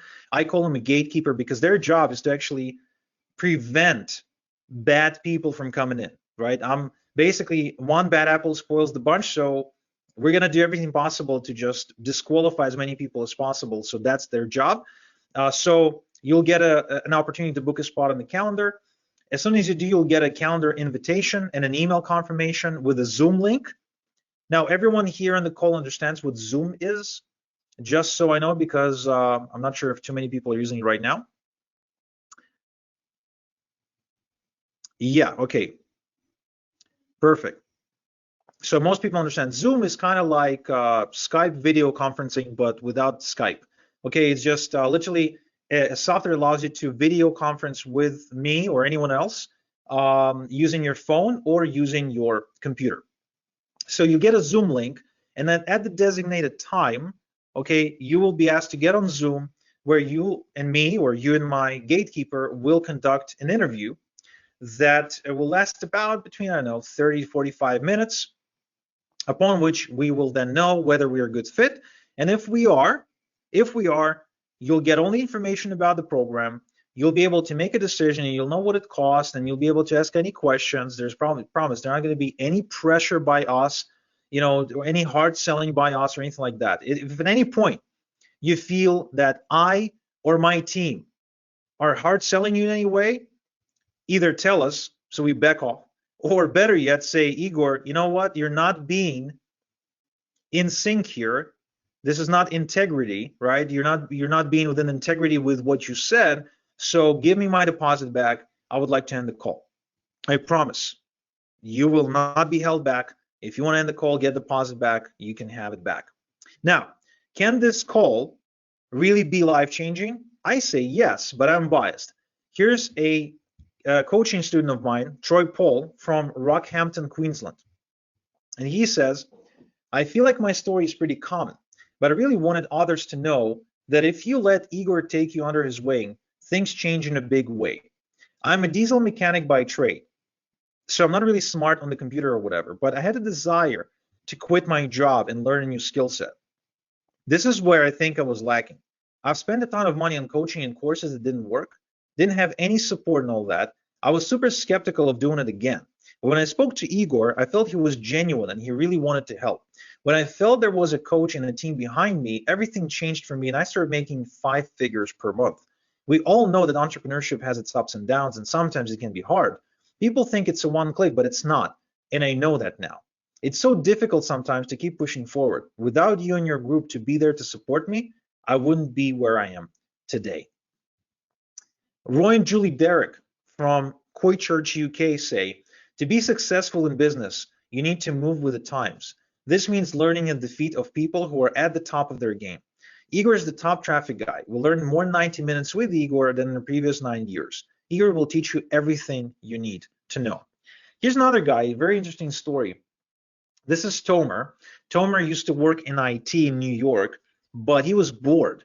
And that job paid $10,000 per month, and he was single, but he wasn't really happy. He couldn't travel. It was long hours, and he really tried to make money online for about 8 months or so, mostly with affiliate marketing, but unsuccessfully. In fact, he did the same thing that I've done in MLM, where he would try to sign up for his own affiliate link and supposedly make commissions, although he obviously spent more money than he made. So with my coaching, he got to $3,000 a month in just 3 months, and then he scaled that to about $12,000 per month. And what's really interesting is that, do you see that lady in the photo? Now, this is April, and April was his virtual assistant in the Philippines. And the funny part is that, she ended up managing his solo ad reseller business and kind of handling most of it on the day-to-day basis. And he really wanted to travel, so he went to the Philippines and visited April, who was married at the time. And he spent some time there with her and her husband. And guess what happened about 3 months later? April dumps her husband, flies out to meet Tomer, and they fall in love. They fall in love, and they eventually have a baby and get married. So now they live in Israel, which is kind of crazy. So the guy not only found a dream income, but he also found his love and started a family, which is kind of cool. Now there's Maurice. Maurice from Dallas, Texas. Now Maurice says, I've been trying to make money online for about 5 years and made only a few $100. Nothing I could eat from, nothing I could pay rent with or live from. I was driving traffic to affiliate offers and I made a total of maybe $1,000 in 5 years. But I put in way more. I quit internet marketing for about a year and a half, but when I found your coaching, then I found your coaching. And I like to research things before joining. I looked everywhere and couldn't find a bad word about Igor. Everyone said Igor helped them make money online. I found one bad comment, but later that same guy came back and apologized. I didn't start making money right away, actually. Other people who joined around the same time I did started making money before I did. But what matters is now I'm making $1,000 a week selling solo ads. I wake up and I see payments every day. People are hitting me up wanting to send me money. People work hard in a job to get $1,000 a week, but I don't work so hard. Plus, I'm keeping my day job, so it's all just extra money for me. Which, again, really cool. The guy did not have to walk away from his day job to do this. Here's Marjorie from Orlando. Marjorie says, I spend a lot of time letting the little things put me down. I was always thinking of all the money I would be leaving on the table if I didn't get it perfect. Igor showed me what to do and explained how to do it imperfectly. I was able to finally start making money. Now I'm making $1,500 per month with my online business. I think about the money that I may be leaving on the table, but I'm also making money. By my rough estimate, I could add another $1,500 per month to my income if I tweaked some of the things that Igor told me to tweak. Now, I really want to take you through a few possible business models that you could try instead of this that may have been sold to you as the best way to make money online, but the reality is they're not. One of them is actually Amazon dropshipping, which got really popular in the last couple of years, and especially with the way the economy changed due to COVID-19, for example, right? Amazon is one of the few companies who not only survived but thrived and made a lot more money. The stock went up significantly. So the first downside about Amazon dropshipping is you've got the double headache of dealing with customer support and the supplier, which could be at one point or another equally difficult to deal with, because you have to source the product, make sure it gets shipped on time. Then you've got customers, and on Amazon, I mean, honestly, type in the chat, how many times have you bought something on Amazon and just immediately shipped it back? Or maybe you bought it, let it sit there for like 2 weeks and then ship it back. I've done it 1,000 times. So a lot of times, whatever the sales figures people show you from Amazon, those are not real sales figures. I'm pretty sure the refund rate is through the roof. So you've got that. Then you've got fees. You pay shipping fees, processing fees, return fees. Amazon, takes a fee probably as well. You've got really high refunds, like I said, and slim margins too, because you have to stay competitive pricing wise on Amazon. Otherwise, nobody will buy from you, right? You can just jack up your prices for no good reason. Not to mention, you don't get to control the customer. Amazon does not allow you to build a buyer list or anything like that. And they can also shut you down anytime they want, and you won't be able to appeal. And I know dozens and dozens of people who had that happen to them. There's fierce competition because everyone wants to be on Amazon, and therefore, anytime there's a hot selling product, you can expect 2, 3, 4, 5 competitors pop up on the same page immediately. And there's no backend, which means every single month you have to start over because there's no continuity in your business. Nobody actually subscribes to an Amazon store, do they? They just kind of look for a product, they come in, they buy, and Amazon gets the customer. You don't get the customer. Now, you could also do some Shopify because, you just kind of build your own brand and do it that way. But the problem with Shopify is that first off, you have to source the product. You have to literally fly out to some fair in Frankfurt or Macau or some other place, and you have to start sourcing products out, maybe China, and you really have to understand what you're doing because you then have to commit to a large inventory with no guarantee of selling. In fact, my landlord told me the story of how she wanted to sell toys through Shopify or through Amazon or something, and she had to source an inventory of about $5,000 worth of toys, and she did, and then Amazon shut down her account. So now she's left with the toys, but she can't sell them. I mean, not on Amazon anyway. So, you do have to commit with a large amount of money up front in order to make it happen. Plus, you have to keep inventory, which means you can't really liquidate everything. You also have to have a lot of money stashed, okay, in the bank. Now, you also have the double headache of dealing with the customer and the supplier or the manufacturing, and you also pay the fees. You also pay the fees, which is, a lot. Plus, with Shopify, because Amazon doesn't really supply customers there, you have to bring in your own customers. So your profits, if there are any profits, they get eaten by the advertising cost. And of course, there's refunds too. No one canceled the refunds. So if you can do all of that and you can develop a personal brand, you can probably start a pretty powerful, pretty good Shopify store, but otherwise it's a losing proposition. Now, another thing that I've seen happen over the last, I would say, 5 years or so, everyone wants to be Tony Robbins. I don't know if you noticed or not, but everyone wants to be a life coach. They want to coach you about how to tie your shoes and how to wipe your nose with a napkin. Well, the thing about coaching is you need a skill, and not only that, you need a skill that people are actually willing to consult with you on, and you also need a skill that people are willing to consult with you on for money. All three things are totally different. I'm pretty sure a lot of people want to consult me about, how I do my comics for my daughter, but I'm not sure how many people actually want to pay me for it, okay, for some coaching on that. Now, you also need to build a personal brand because being a coach is more about being a celebrity than it is about being a coach. And you also need to write a book because unless you've written a book, you're not an author. And if you're not an author, you're basically a douchebag, right? Because people only trust published authors. You also need to make lots and lots of appearances on radio, TV, podcasts, write articles. You basically need to go and promote your book after that, so your life kind of becomes centered around promotion. And you need to really put yourself out there, which means you need to tell them your story. You need to tell them about your family. You need to become a great storyteller. You need to kind of take your heart out of your chest and put it in your hand and give it to them. Not many people are willing to do that, okay? Plus, you can't be allergic to selling because you're closing your own deals. So if you can't sell, if you can't close, you're a broke coach, and nobody wants to work with a broke coach.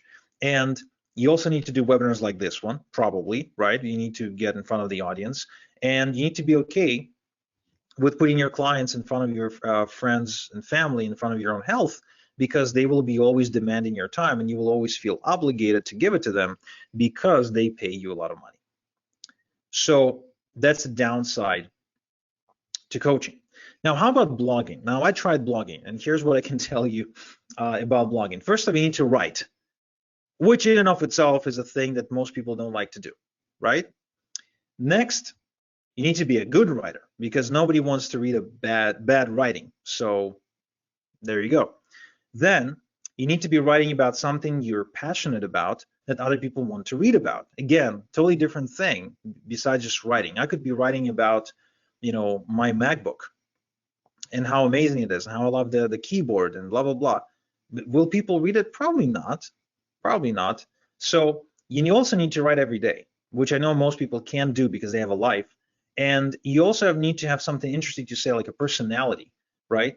So at some point, you become aware of blogging as this way to express yourself in writing, kind of like journaling, but publicly, and being really entertaining doing it. So that's a skill that takes years to develop, and there's absolutely no guarantee you're going to get paid. Most bloggers are broke. Most bloggers are making nothing, just so we're clear. Now, another one that I really, really love to examine is social media influencing. This has been really popular, especially, I follow the Russian community, obviously, because I'm Russian in origin, Ukrainian. So I'm like connected to that part of the world. And everyone there is like a social media influencer. People actually think you're a celebrity if you got like 50,000 Instagram followers. They really want to be friends with you for that. So naturally, to be a social media influencer and get paid for that, you need to be a celebrity. You need to have a big following and affinity with your audience. You have to have something interesting to say. You have to self-promote all the time, literally live with your cell phone in the palm of your hand and take selfies all the time. You kind of become your smartphone's bitch for the rest of your life. You absolutely have to share your life publicly. You have to be involved in every social or political discussion. You need to deal with lots of trolls, lots and lots of trolls, and you need actually a product or a skill to monetize it, which means being a social media influencer can go hand in hand with having a Shopify store or being a coach, because you can then direct people there and monetize. But unless you do have any of these, you're not going to make money. Now, of course, there's affiliate marketing, which is my second favorite to selling traffic, because although it's not as predictable, it still pays really well. And what I love about it is that there's no income ceiling, there's no customer support, no product sourcing needed. You don't need to reveal your identity if you don't want to. You don't need to create products if you don't want to. You don't need to learn how to write a sales letter if you don't want to. You can get by with some pretty basic skills. But the downsides are still there. You are competing against millions of affiliates worldwide who promote the same products as you. You are often dealing with slim margins. You need to run ads, which cost money. Advertising eats up a lot of your profit, if not all of it. You need to be an expert content creator, although you don't need to create sales letters. If you know how to create content, it's a huge advantage. You need to be relatively technical, or at least be able to follow, on-screen instructions. And it takes a while before you build a good income, right? However, this middleman method, if you will, where you are the middleman between somebody who buys traffic and somebody who sells it, somebody who receives it, then, there are the downsides that I was able to identify. First being that your friends and family won't understand what you do. And that's something that still happens to me today. My friends and family still don't get what I do. They hear the word list. They at first thought I'm a spammer, but eventually they just gave up trying to understand it. They don't understand what we're doing here. And they will, like at one time, I remember this guy I used to work with, he saw me driving a brand new car. It was an $80,000 car. And he walked up to me and said, "Hey, tell me honestly, are you selling drugs?" I'm like, "No, I'm not selling drugs. Why?" I said, "Well, how the hell can you afford a car like that? Because I see you everywhere around town, but I know you're not really working anywhere in town. So what the hell do you do?" Right? So it actually happened to me, and people just don't get it. And there's no point trying to explain it to them either, by the way. They won't understand. You will also have to swallow the guilt from making money too easily. And this will be a problem for some of you. Some of you will have an issue with making money too easily, and you will attempt to sabotage it, because I did it. At one point, I remember one month, it was January, about a couple of years after I started selling soloids, I made $120,000 in a single month. I took home $120,000. For me at the time, somewhere in my mid 20s, that's insane, right? That's an insane amount of money. It's the kind of money that a Boeing engineer probably makes in a year. It's the kind of money that a doctor may or may not make in a year, and I made it in 1 month working from home. So I immediately sabotaged myself back to about 30 or 40,000 a month. Immediately, it was too easy. The money was too easy, and my brain couldn't handle it. Just like any other method, this takes a little bit of time to build up into a significant income before it really, before you can really start feeling it. And you will have to deal directly with customers and suppliers, right? Because both can be a headache, but you'll have to sell the order, get the money, go to the supplier, and resell. Now, the good part about this is that there's no upfront risk, which we'll talk about in a sec. You will also have to start selling at a lower price to get testimonials before you can raise prices and make some big money. So that's just a must, something you'll just have to do. Now, the upsides are really easy, really simple, and really significant. No product creation because you're selling an existing service. No demand creation. You don't have to properly create demand, which is what I had to do when I started because most people weren't even aware of what soloids were. You are selling product with a high demand. I'll prove it to you in a few minutes. You don't need a huge upfront investment, and there are profit margins there, and you don't need to do any paid advertising, which is really, really cool. You can get clients starting out without paid advertising because there are marketplaces, there are spots people go to buy soloids, and there's also influencers who send you customers too, which is something that I teach. Now, there are insignificant fees. There are no refunds because it's a service, and you discussed that up front. You carry no risk. You carry no risk besides reputation risk because you're not the one providing the service. And you can manage this whole thing from your smartphone, which is really cool for people who, for example, if you're a trucker, right? If you drive a truck for a living, it's going to be really hard for you to try and build something from your laptop, right?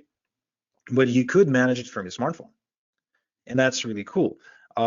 Same thing if you've got a busy day job, if you're a busy parent, maybe you're a stay-at-home mom or a stay-at-home dad. Like a lot of times you can't afford to just tell your kids to stop. There's no off button on your children that kind of make them stop for 30 minutes. You have to always be on so you can do it from your smartphone. There's no technical prowess required. It's okay to be bad in selling because they're buying, what they're coming in to buy, it does not require you to be a great salesperson. You got to be just an order taker, really. It's really scalable. So if you sell 1 unit or 100 units, you don't work any harder. It's really easy, okay? And it's outsourceable to a cheap assistant, and you control the customer, which is great. Like the supplier from whom you're buying the traffic does not control the customer. They don't even know the customer's contact details. So you control the biggest asset of all, and that is the customer. And these customers buy again and again and again because it's traffic. Kind of like you putting gas in your car again and again and again. These customers buy again and again and again. So this concept of being the middleman is really a proven concept if you think about it. It's been applied to real estate. It's applied in banking, it's applied in Amazon and eBay, in Walmart, who resells a lot of stuff. So pretty much all commerce today is based on this concept. And the concept of an advertising agency, which is the other concept, is also a proven concept because there's always been agencies with whom you talk to in order to get some advertising. So this just combines the two. You're combining the middleman and the advertising agency concepts into one. And the good part is that you're actually helping people. You're helping people grow their businesses, and the more people you help, the more you get paid. Right? Just the old Zig Ziglar quote. You can have everything in life you want if you just help enough people get what they want. And there's an existing large demand for this. So you're providing a service that people are already looking for. You can feel good about what you do, and you can make a great living doing it. And the cool thing is that this is like a huge market. It's a $57.9 billion market. And it's back in 2019, right? So it's bigger now. Again, especially after COVID-19, it's bigger now because more people have moved online. More people are remote. So more people, like that market has grown. So if you get a fraction of a decimal of 1%, do you think you can pay your bills? Probably, probably. And we can even do the math on how much can you earn if you just start doing this. So if your buying base price is 30 cents per click and you sell it at 40 cents per click, you make only 10 cents per click, then you only need to sell 10,000 clicks per month to make $1,000, which is not much, right? It's just extra spending money. But if you increase your price to as little as 50 cents per click, you double your income on the same amount of traffic. And if you really do what I tell you and you raise your prices to 60 or 70 cents per click, then at the same amount of traffic sold, just 10,000 clicks, which is not a lot, okay? It's not a lot at all. It's about 333 clicks per day, okay? You are already making $4,000 per month. That's a full-time income. That's $1,000 a week you're making part-time. Okay, that's really powerful. Okay, so I'm just kind of going through some other comments. Maybe you've had some questions here. Jay says, I have no desire to be Tony Robbins. Yeah, it's a really hard job to be Tony Robbins, especially doing it for as long as he had done it, right? Awesome. Great question from Kunal. He says, people will buy from reputable solid vendors. Why will they buy from me? Kunal, just like I said, first off, if you lower the price, they buy. Because traffic buyers are price buyers too. There's a category, about 20% of people who buy traffic who buy on price. You can start with those. But in addition, I will share with you in a bit exactly why I'm so confident that they will buy from you.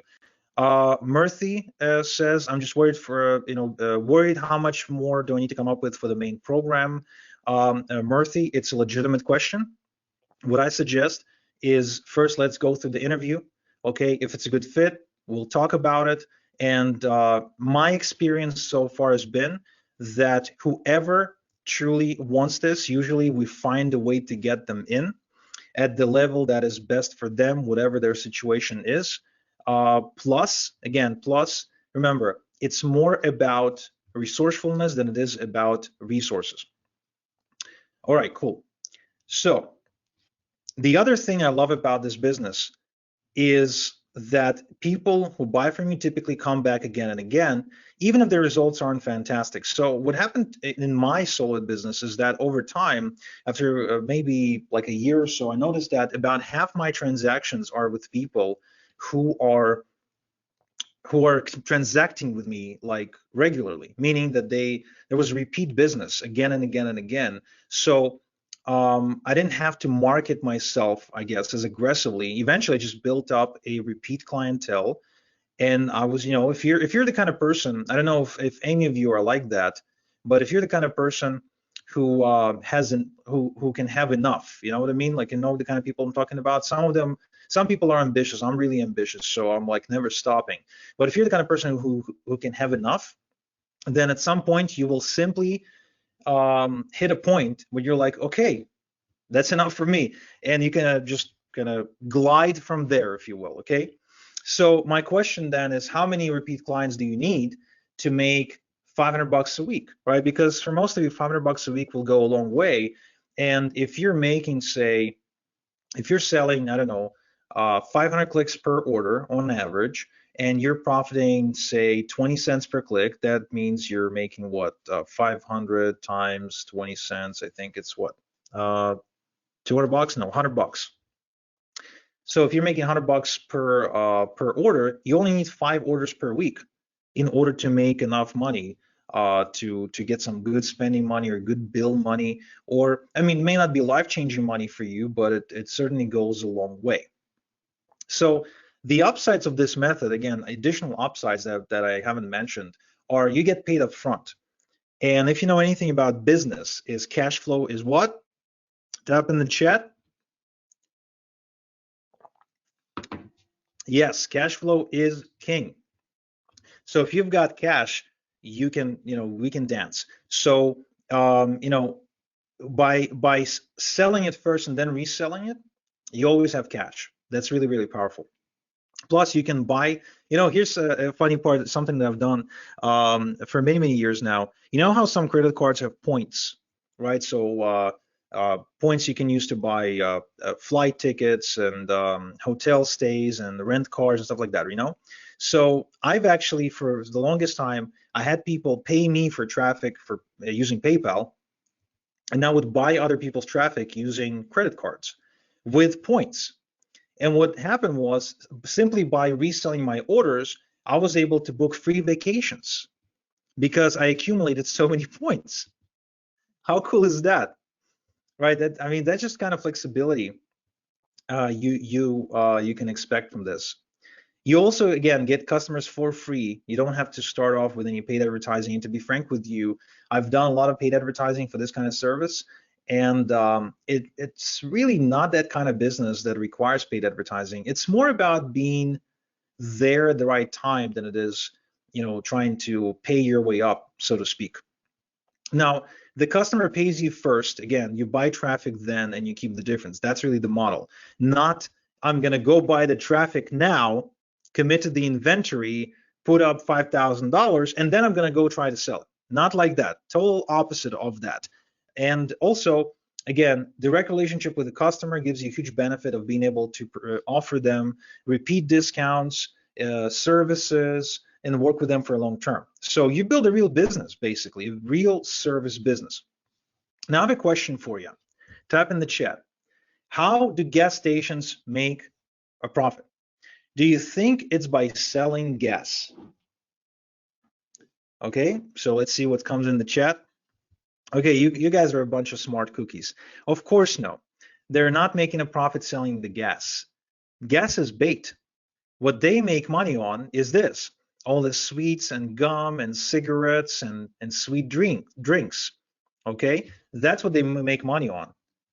And the solo-ed business is very similar to that, because you do make money up front, probably more than a gas station does on every gallon of gas they sell.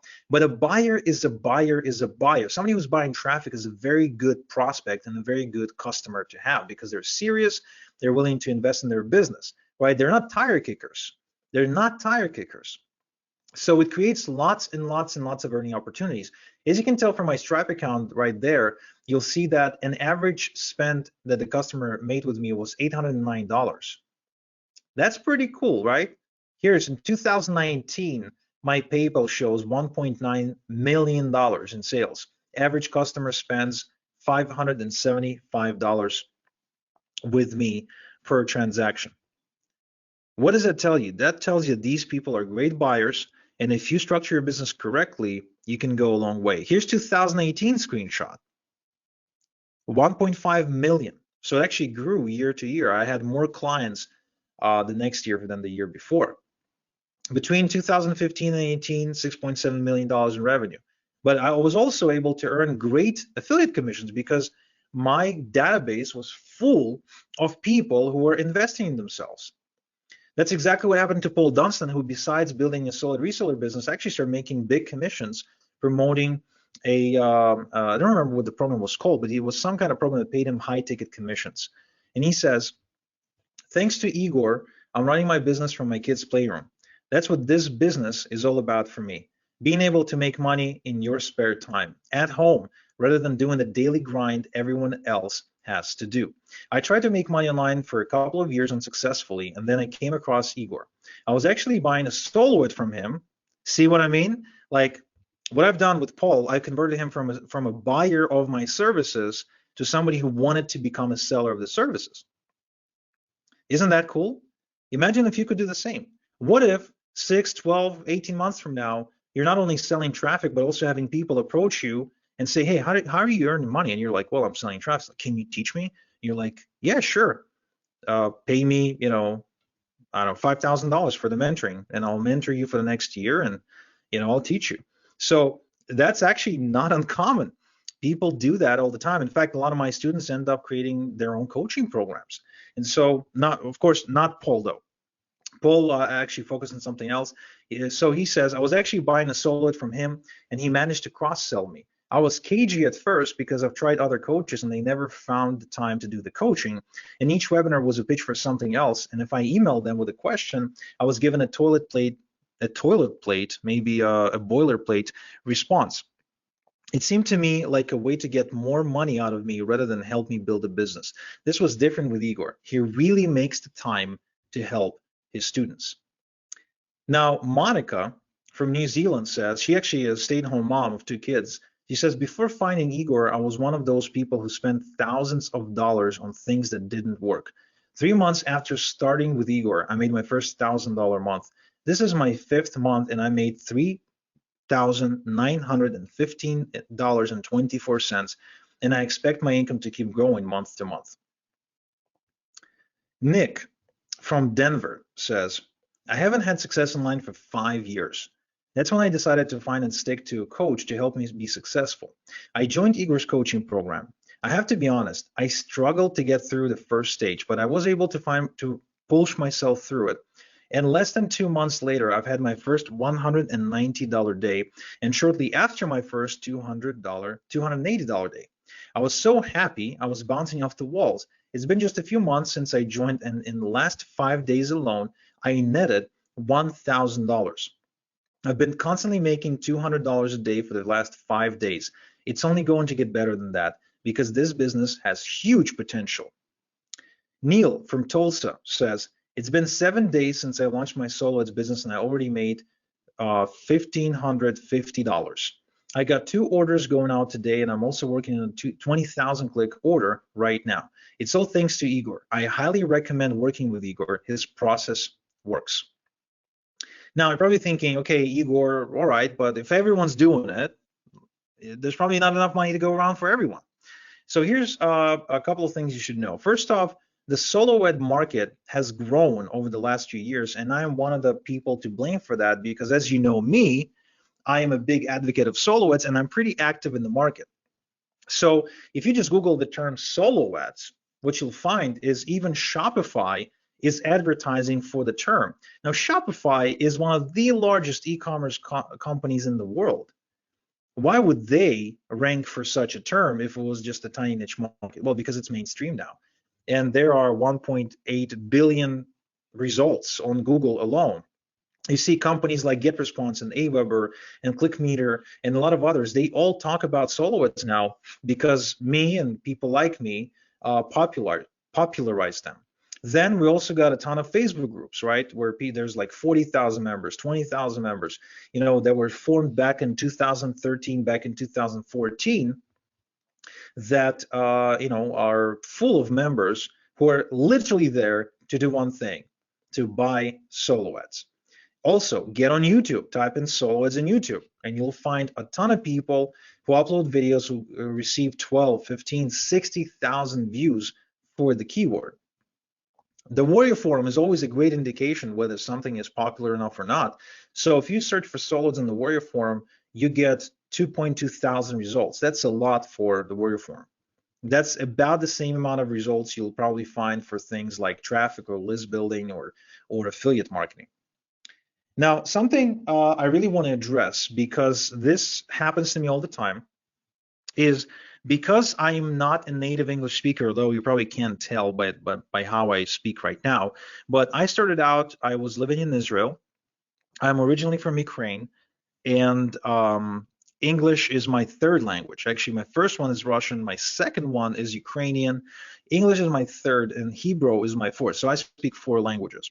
And the thing about me back when I started is I kind of had my mentor who was teaching me how to write copy and how to write emails and stuff. He was gently and lovingly calling me the Borat of internet marketing because my English was really broken. And the reason I mention that is because I attract people who have broken English as well, or who had broken English at one point or another. In fact, what you'll notice is that my case study portfolio is full of people who are immigrants who live in the States, or who are Europeans, or who are basically in other countries, and for whom English is not their native language.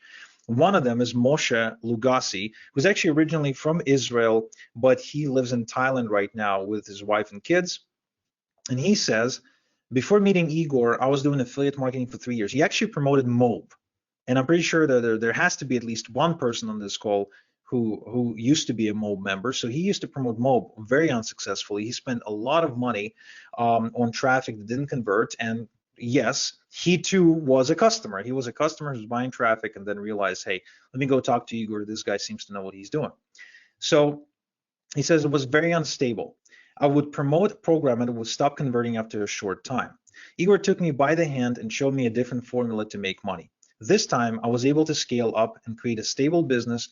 I got off the hamster wheel, and now I live in Thailand with my family. Now, for the interest of full disclosure, Moshe does not sell solids anymore, and I'll be touching on this a little bit later, but he used the money he made with Soloids to walk away from his day job, build a new income, and then he switched. He actually switched several different businesses. He switched from solo ads to selling stuff on Amazon, realized very, very quickly that that was a bad idea.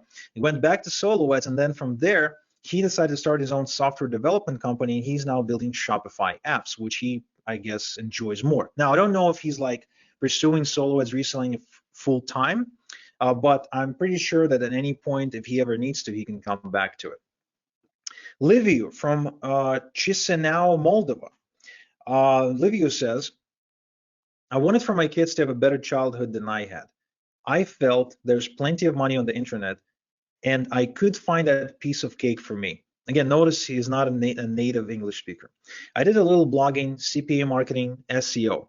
I had some success, but very little. I even made my first dollar online. About a year ago, I realized building an email list is the way to go, and I started researching list building and stumbled on your post online. He talks about, my post.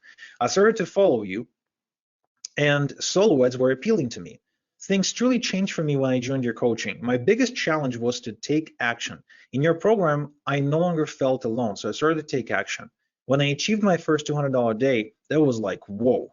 I'm a little shy of hitting my goal of making $3,000 because I'm still working my full-time job as a radio DJ and have a party host business, so I'm giving my solo business very little time. But once I quit my job in 30 days, I'll have more time, and I'm sure I'll nail my goal. Now, the thing about Livia that he doesn't share in this case study is that he approached me about 2 months after he suffered a stroke. That's a guy in his 30s who had a stroke, and half his face got paralyzed, so he couldn't actually go back to doing parties and hosting parties and stuff until that healed. And he did take on a radio DJ job because, his face was no longer fit for video. So he needed that to work urgently. I guess that's what I'm mentioning. Here's Lenin from Guayaquil, Ecuador, who says, I started out trying to make money offline with MLM called OmniLife. I was told the only thing I needed to do was to talk to 5 people, and they only have to talk to 5 people each, and that's pretty much how I was going to get rich. Does that sound familiar to you? Because anyone who ever got into MLM was told that. But it never happened. I lost some friends, and it was tough for me to talk to people. I went online looking for solutions. I joined tons of lists. I bought different lead generation programs like magnetic sponsoring and MLSP. I learned about solo through Russell Brunson. Another hint, by the way, that the market is big enough, Russell Brunson actually talks about soloids as well. That's how I eventually found Igor and inquired about his coaching program. He sent me a link to fill out a form, and then we hopped on a call for 20 minutes. Now my net monthly income is roughly $30,000 per month, and my net profit is around $20,000 per month. I went on to set up an additional income streams on top of soloids, and I couldn't have done it without Igor. Lennon actually went on to become I think an Amazon guru. Like he really enjoys Amazon for some reason. Don't ask me why, but he became that after he kind of built his soloed income. Now, can this work for stay-at-home moms and dads? Well, here's Celeste from the Philippines. She says, I don't do testimonials much at all, but I really wanted to make one. Thank you for being there for me. There are a ton of mentoring programs out there, but you're the only one who actually followed through. As you know, I'm a full-time mom with 3 kids, and I got an offline business that keeps me very, very busy. I wanted to add an additional income stream on the internet, something that's easy to set up and won't take a lot of my time. I'm happy to report that after just a couple of months of your mentoring, I have added an additional income stream of over $3,000 per month. And what's exciting, I have not even discussed using advanced strategies yet. I'm sure it will double my income with this strategy. So she actually done it with her husband. They did it as a couple. She doesn't mention him here because I really wanted for her to come up here as an independent woman, because what I love about the strategy is that a lot of females succeed with this strategy. Many females believe that they, for some reason, can't succeed online because there's mostly like guys pursuing this, and guys, I guess, are more ambitious. If we talk about statistics, but this strategy is actually very good for women, especially busy women, women with jobs, or women with kids, or women with other obligations that they have to do.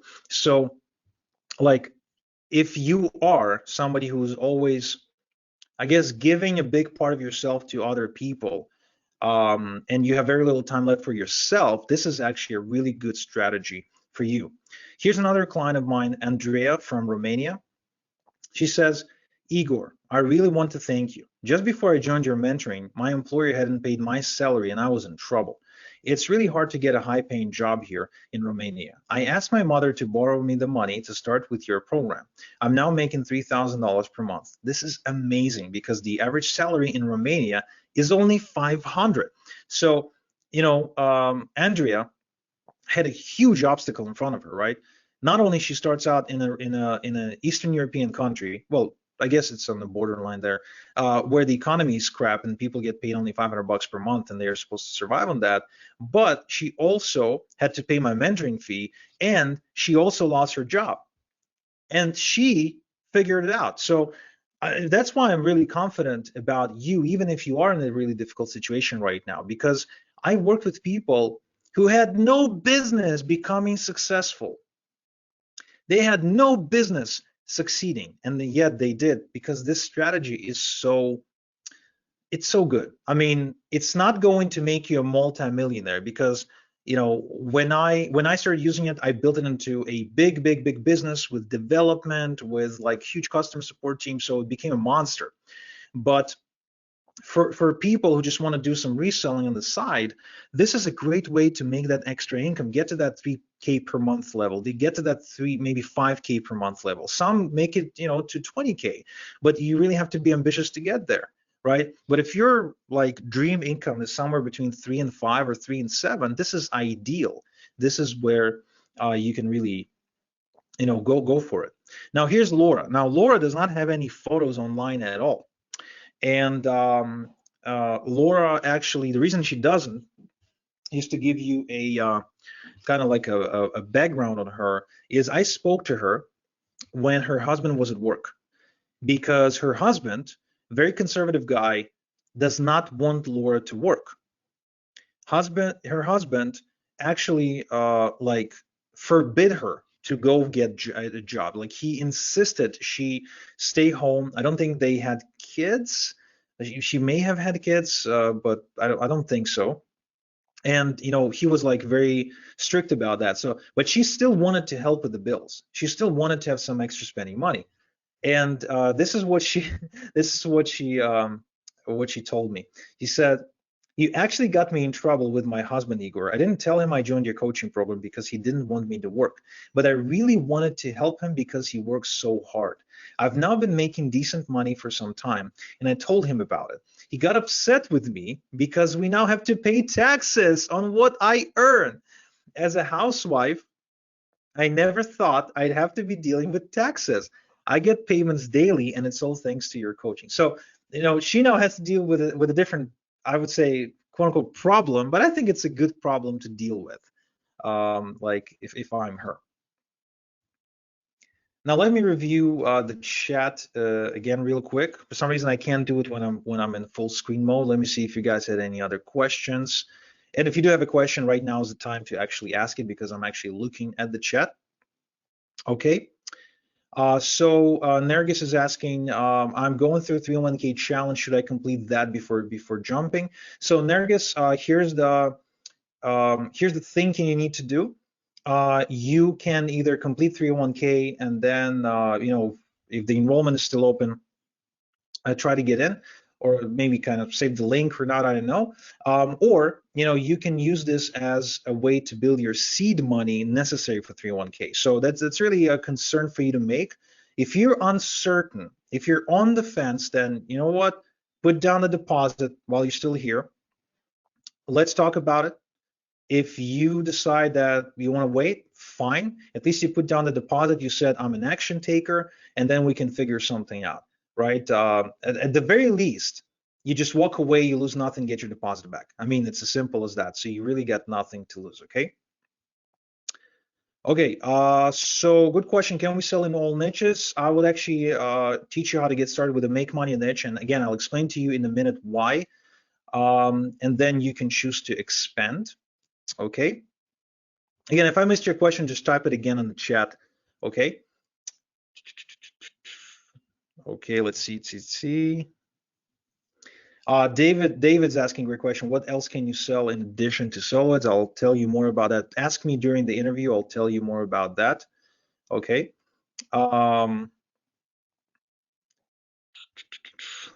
Kieran says mope. Yeah, mope has that effect on people. All right. So Kunal says, how is 301k challenge different from this? Well, a lot different strategy altogether. So it's not more of the same. It's profiting from the same concept, but from a different direction. Now, I want to remind you guys that you are really offering a valuable service to people, because look at the average price per click on Facebook. That average price per click is really, really high. You'll be selling traffic at under $1 per click, often maybe around 50 or 60 or 70 cents per click.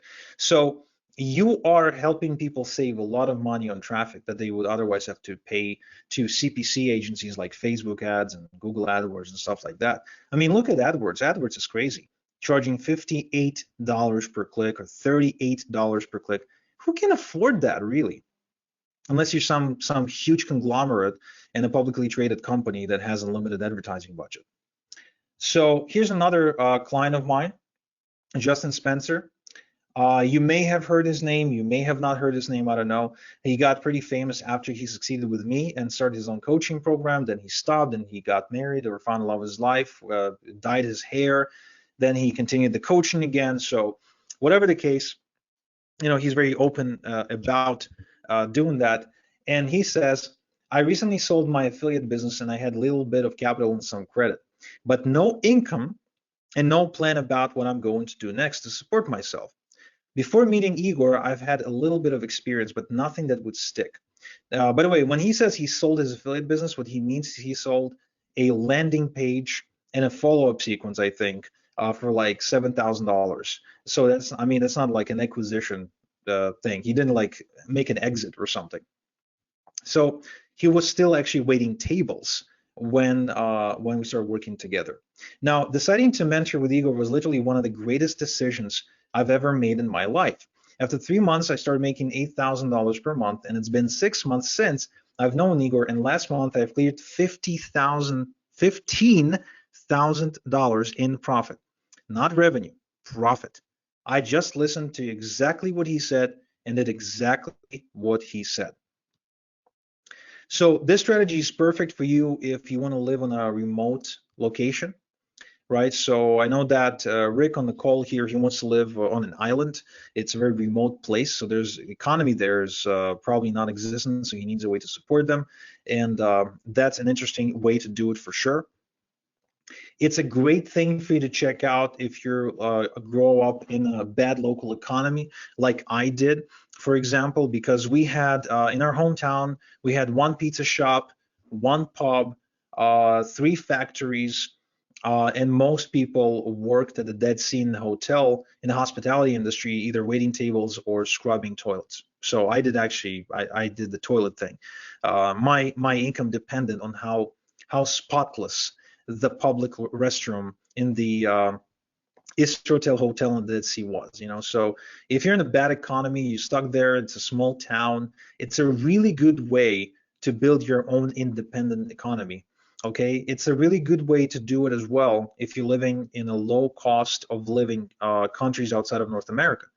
So if you're living in Thailand, if you're living in Vietnam, if you're living in Eastern Europe, right? So, I'm from Ukraine. So people in Ukraine, if they work really hard, they get paid about $150 per month, which is pathetic. I actually have my godmother, Valentina. She lives there, and I just send her 500 bucks per month.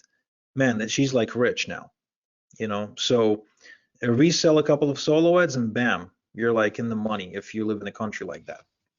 You also manage it from your smartphone.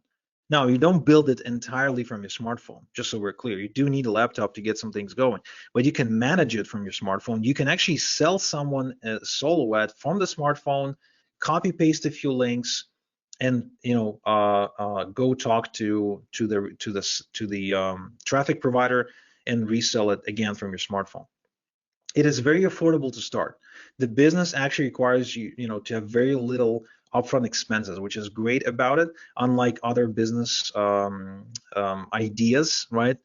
Again, it's all relative. Of course, starting with 300 bucks is better than starting with 5,000, but you know, if you compare this to starting a McDonald's franchise that requires you to have like I don't know, half a mil or something, it's all relevant. But in my experience, this is one of those strategies that is doable for people on Social Security, for people who are getting some kind of pension, for people who don't really have their own source of income and they have to borrow the money from friends or family or from the bank or to put it on their card. Like, it's doable. It's doable. Here's a perfect example to that. My client Juan Morales from Panama, he says, when I started with this coaching program, I was down to my last couple of dollars. At that point, I just gotten married and I was trying SEO, social media, and all sorts of crazy things. I kept failing to a point where I thought I was the one who was wrong, like there was a problem with me. When I spoke to Igor, he told me if I did what he said, I wouldn't have to worry about money anymore, just about making more. Igor taught me so many principles I was missing, and today I've already made $200,000 with Igor's coaching program, and at the same time, I keep being hit up with new opportunities to make money. It's been a crazy, crazy ride. Thanks to feeling financially secure, I decided to start my own family, and my son was born on July 16th this year. What Igor said came true. I don't worry about money anymore, and I'm always thinking of new ways to make more. The screenshot there on the right, you can see that he made $10,891 in just 3 days. Okay, and the thing about Juan, when he approached me, there was a Skype conversation. I didn't even talk to him on the phone. I don't think I had. We Skype chatted, and he was really in a bad place. And this is a guy, by the way, guys, this is a guy who was technical. This is a guy who had coding skills, and he still couldn't succeed. So he is a great proof to the fact that it's not about your technical skills. So another great thing about this, and this is what I mentioned to someone asked me about, should they do this or do that? This is a great way to create seed capital for your next business idea, whatever that business idea is. So if you're thinking of developing a software, if you're thinking of investing in a franchise, or if you're thinking of manufacturing a thing you patented, right, this is a great way to do it. For example, Juan actually started a software business and then moved into e-commerce. So he sort of ventured into a bunch of different stuff, including construction eventually. Chrissy, she started doing something related to coaching. Neil became an Amazon-related guru, started like a coaching program for that. Justin, same thing. Lennon, same thing. Moshe Lugassi, the guy at the bottom middle, he started developing software. David Deacle, bottom right-hand corner, he actually did this, then created his own business opportunity, then went to making $100,000 in a month, then shut it down, went back to selling. I think he went to real estate, started a brokerage, realized it's a pain in the ass and it's not paying nowhere near as much as the internet pays. So he sold that, shut it down. Now he's back doing this on the side and some affiliate marketing. So like once you figure this out, once you've built some income, once you've grown some fat, right? So it's as they say, you've grown some fat, you've got some fat stored, you really can do anything you want. Now the world is your oyster. So these are just a handful of people who ended up doing something. Like Emka, I think, started a watch business or an app business. So, we all have dreams and aspirations. Some of you will just say, you know what, I'm just happy making $500 per week or $1,000 per week selling silhouettes. But some of you will say, now that I'm making $1,000 a week selling silhouettes and I can breathe, let me go do something I really wanted to do. Let me go write that book. Let me go develop that app. Let me go and start a Shopify store selling shoes for skinny elephants. Whatever, it's up to you, but it gives you that freedom, which is really, really, really, really cool. Now, some of you may be wondering, all right, well, we get in, all of us get in. Now we're competing against each other, and we're competing against you, Igor, and we're competing against someone else. Why would they buy from us? And here's what I'll tell you. And you probably know this to be true if you are yourself a buyer, okay? One customer in this business buys from multiple vendors, which means they'll come in and they'll buy 100 clicks there, 500 clicks there, 300 clicks there, 1,000 clicks there. And over the course of 1 month, they'll buy from multiple sources because they need to test multiple sources. In fact, I teach how to buy silhouettes. So I tell people to buy in small chunks from multiple vendors. So that's why they will buy, because it doesn't matter how many people out there sell traffic. A buyer will be buying from multiple vendors and will always be testing new vendors. That's how it is. It's not like buying a shampoo, right? This is the exact opposite of you buying, the Pantene or Head and Shoulders shampoo back in 1975 and basically buying the same shampoo every single time you go to the drugstore. No. This is different. They're always looking for new. They're always looking to test new. So the concept of customer sharing actually makes a lot more sense here than competing for the customers. Okay? In fact, one of my things that makes me so confident about me mentoring my students is that I train partners I can work with because I teach people how to buy silhouettes. I teach people how to build lists. And guess what? When they ask me, who do I buy from? Guess what they'll get from me? Guess what answer I will give them? I will tell them, hey, here's a Rolodex of my students. Here's a Rolodex of people I trust. Go work with them. Bam. I not only help the ones who are selling, but I'm also helping the ones who are buying, and I'm creating a demand for the ones who are selling. That's why I'm so confident, because, like I said, I'm the big kahuna of the silhouette game. I've been the big kahuna in this game for a long, long time, so I can sway the markets. Okay? Now, just like Maurice and just like some of my other clients, if you really love your job, keep your job. Do it without letting go of your job.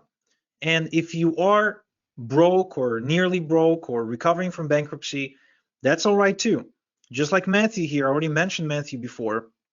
Matthew actually took a hit during the 2008 or 2009 real estate crash, and he'd gotten really close to filing bankruptcy. Okay, really, really close. But he bailed himself out this way.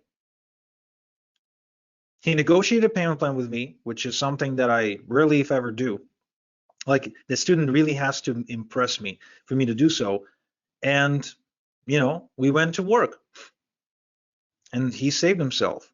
I didn't save him, by the way. I really want to clarify that. I did not save Matthew Barnett. Matthew Barnett saved himself. Just like Morpheus in the Matrix. I show the door, I give you the pill. You take the pill and you have to walk through the door.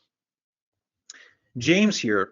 James Francis actually was a fairly decently successful affiliate marketer before we met, and but one time he was in a bind. So he says, I've known Igor for a few years, but I never worked with him. I got a surprise bill from a tax man and needed to make some money fast.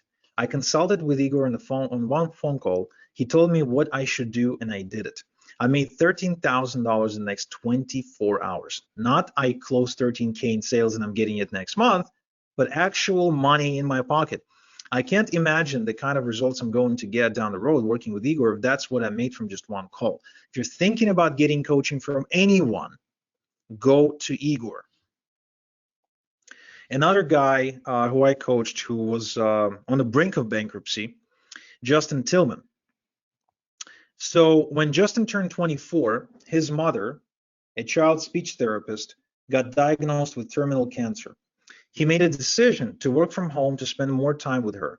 While he was trying to figure out internet marketing by trying out everything that didn't work, the bank was getting impatient, and soon Justin fell so much behind on mortgage payments that they were ready to foreclose.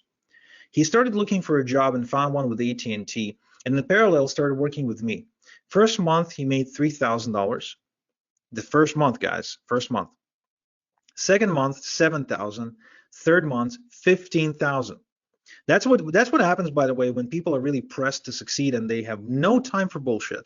You know, when people come into me in dire straits, you know, that's actually a good thing for me. And I say it with no judgment about your situation, but rather it's a good thing for me because as a coach, I know that if I say jump, you jump. If I say take a step to the left, you take a step to the left. You won't argue with me if you need this to work. And that's when they experience breakthrough. He's now in total control of his future. He saved a house. Next, he took his girlfriend Benan to Turkey, where she's from, to meet the in-laws and spend a year jetting around Europe. Now, another client of mine was actually recovering from injury that really needed this to work. His name is Igor Finkel. He's another Igor, right? And so Igor owned an ambulance business that got hit under the Obamacare Act. He had to take a paramedic job to pay the bills. He hurt his back moving a patient and had to go under the knife for back surgery, taking a huge risk of never walking again. The surgery was a success, but he was looking at about 4 months of recovery at home. And remember, his business is still not working. Obamacare kind of hit him, and he needed to pass a few new regulations before that could work. And they usually take their time. So that's like, I think he was out of business for like a year and a half. But he was looking at 4 months of recovery time. He was in no position to afford my coaching fee. He submitted a coaching application, and we spoke on video chat. Now, his wife, Alina, was on the call too. And when I told them how much it cost, it was obvious they couldn't afford it. Obvious. Like these people could not afford because she was going to nursing school and he was out of a job. So Igor fought me tooth and nail for a payment plan. I think I had to say like no about 7 times before finally I'd be like, fine. And I gave in. It was an exception to the rule, I swear to you. And these are results he reported a few months later, $73,950.50 in a quarter.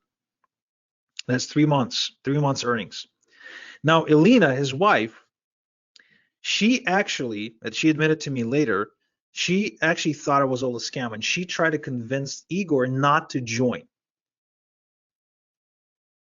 And she literally waited there for Igor to fail and to prove that it's not going to work. But it did. And just so you know, we're good friends. This is Igor Finkel and Alina and myself and my wife Anastasia in Israel getting together. You know, just so you know, we're friends now. But you know, she was like, no, don't join. He's one of those internet scammers. She's gonna, you know, what are you doing? Are you crazy? So she was like giving him hell about it. Now, another challenge that I see come up for people who really want to succeed but don't know how to do it on their own is they start experiencing guilt over investing in themselves versus spending money on other people and that they love. Right? So it kind of goes back to our upbringing where we've been taught that being selfish is a bad thing. And, you know, I had to experience the same exact thing with my mother, who at one point when I was just starting out with my business, you know, she asked me to chip in on the bills, and she asked me for a substantial amount of money that would set me back at least 6 months on the money that I was saving up to buy my laptop. And that month I was ready. I was waiting for my paycheck to come in a couple of days later to go and buy my laptop. She said, "Can you give us the money?" And I thought about, I mean, it was hard. It was a really hard decision. I'm a Jewish kid, right? I'm a Jewish boy to a Jewish mother. Guilt is in my blood. Like they guilt trip you about everything. Like you didn't finish your food. Well, there are kids in Africa starving. You better finish. You're killing them, you know. So they really take no prisoners, these Jewish parents. But I said, you know what? No, I have to prioritize my goals. And I went out and I bought this Lenovo laptop.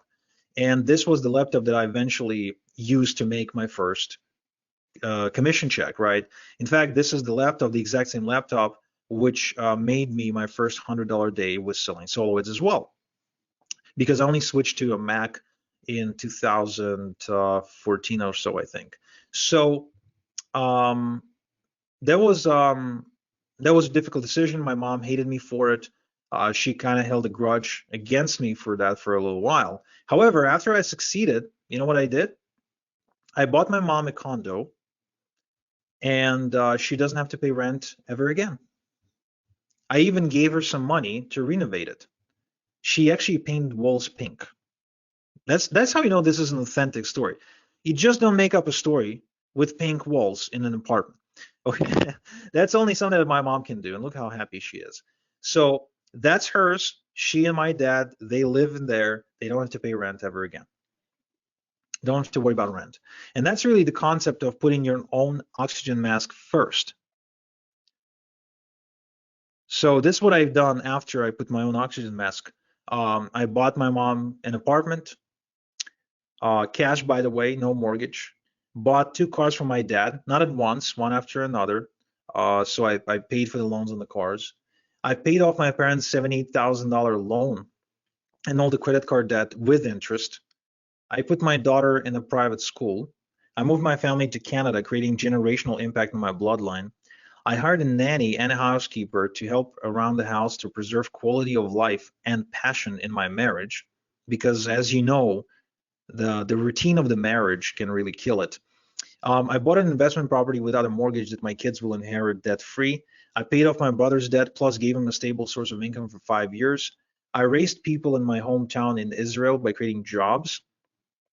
I paid off my mother-in-law's dental work. She couldn't otherwise get done because she doesn't have insurance, and that's for a person who tried to convince my wife not to marry me because she thought I'm a loser. Take that, right? Um, and I attracted quality students around the world who created a ripple effect with their own success. In fact, many of the people I mentioned in this call ended up coaching people of their own and really making a difference in people's lives. So I guess what I'm trying to say is my selfishness made the lives of everyone around me better. And by refusing to be selfish, it would have meant condemning my loved ones to poverty because, they weren't going to get rich. They were actually hoping that I would bail them out. And for me to do that, I had to put my own goals first. Here's another great example of how someone who follows the instructions, what's happening there. This is David Deacle. You probably heard about him before. He's pretty famous on the Make Money Online scene, and he is a living, breathing evidence of how this changes lives. So he says, I always wanted to make money online. I wanted to get away from my job. I had a newborn baby, and my job wasn't going anywhere I wanted it to go. I worked long hours, had to leave early in the morning and come back late at night. Was very tired. My first encounter with internet marketing was affiliate stuff. I made $500, but I spent 700. It got upside down very quickly. I kept searching and your name kept popping up. I didn't know anything about you or what you teach, but all these people were saying they became successful because of you. I submitted an application and we spoke. That was a year ago, and I said no. All right, so David actually put down a $100 application, got on the phone with me, and he said no when I pitched him. So then he says, this was probably the biggest mistake I've ever made financially in my life because since we connected 90 days ago, my lifestyle changed completely. It's something I can't thank you enough for. I can only imagine what would have happened if I joined a year ago. He continues, after 90 days, the exact earnings are $16,837.25. A year ago, I was wandering in the darkness in a fog. Following you, it all became clear. The fog went away, and I just followed your instructions, and the rest, as they say, is history. Thank you, Igor. Now, do you know what all of my students share in common? Maybe want to guess. Maybe type in the chat.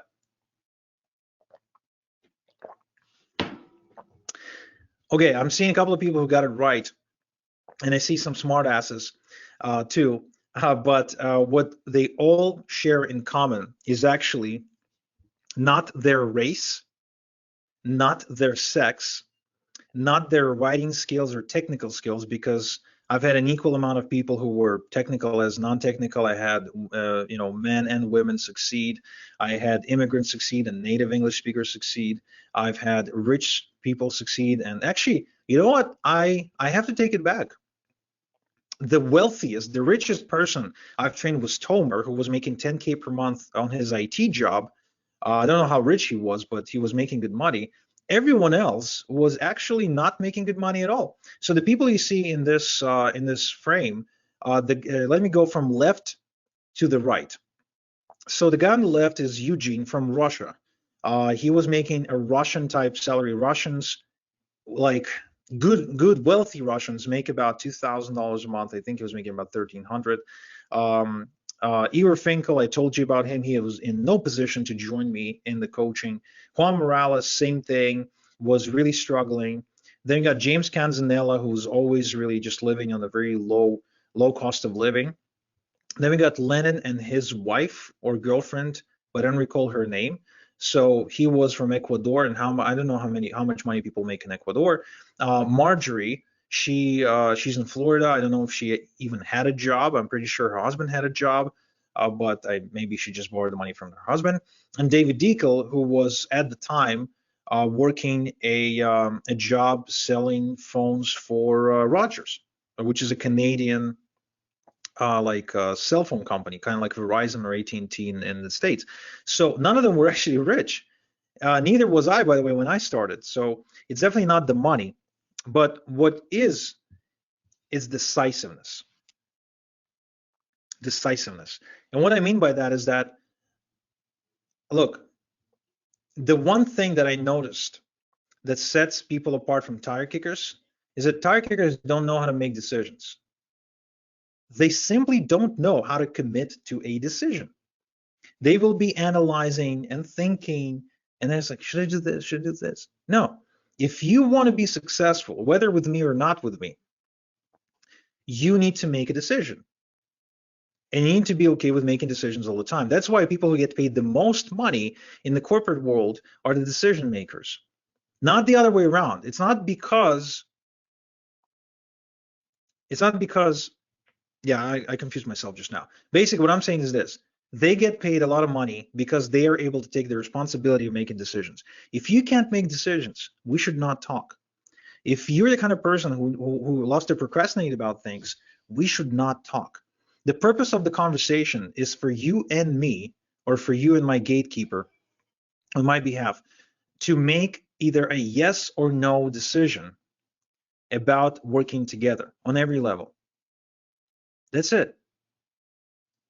That's what it's all about. No maybes.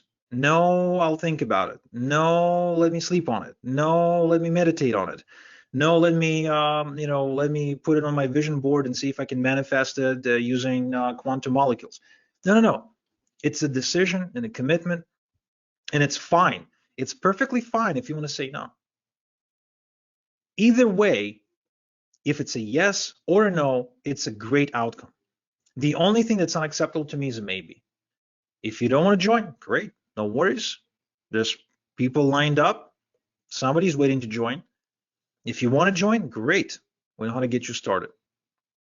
Okay, so now if you're thinking, Igor, I'm pretty sure I can't afford you. I'm pretty sure if you're charging $100 deposit just to talk to you, I'm pretty sure I can't afford you. Well, that might as well be the case. But just like I shared, you're not the first person who approaches me who basically has no business approaching me because they are afraid they can't afford me. Perfect example is Dennis. Dennis Ray from Murad, Israel, actually the same town where I grew up and he grew up. We weren't friends, but we've known each other. So he was in the same hometown. Here's what he says. I was a web developer for a couple of years. I've been having a hard time because it was exhausting and the clients were killing me. I couldn't mentally deal with it. I had to do something that would release me from this situation. I was barely eking out a living, working 12 hours a day. I heard about soloists and I wanted to try it for myself, but then I figured I'd better work with someone with a proven track record of helping people live the dream lifestyle doing this. That's when I decided to try to get accepted into the program. Now, just to give you some context, Dennis actually tried to get accepted 3 times. The first 2 times, I literally refunded his application before I spoke to him because I saw that he was from my hometown. You know why? Because I did not like the idea of someone in my hometown to even know how much I charge for coaching, because I was afraid that if I tell them what I charge, they'd feel insulted.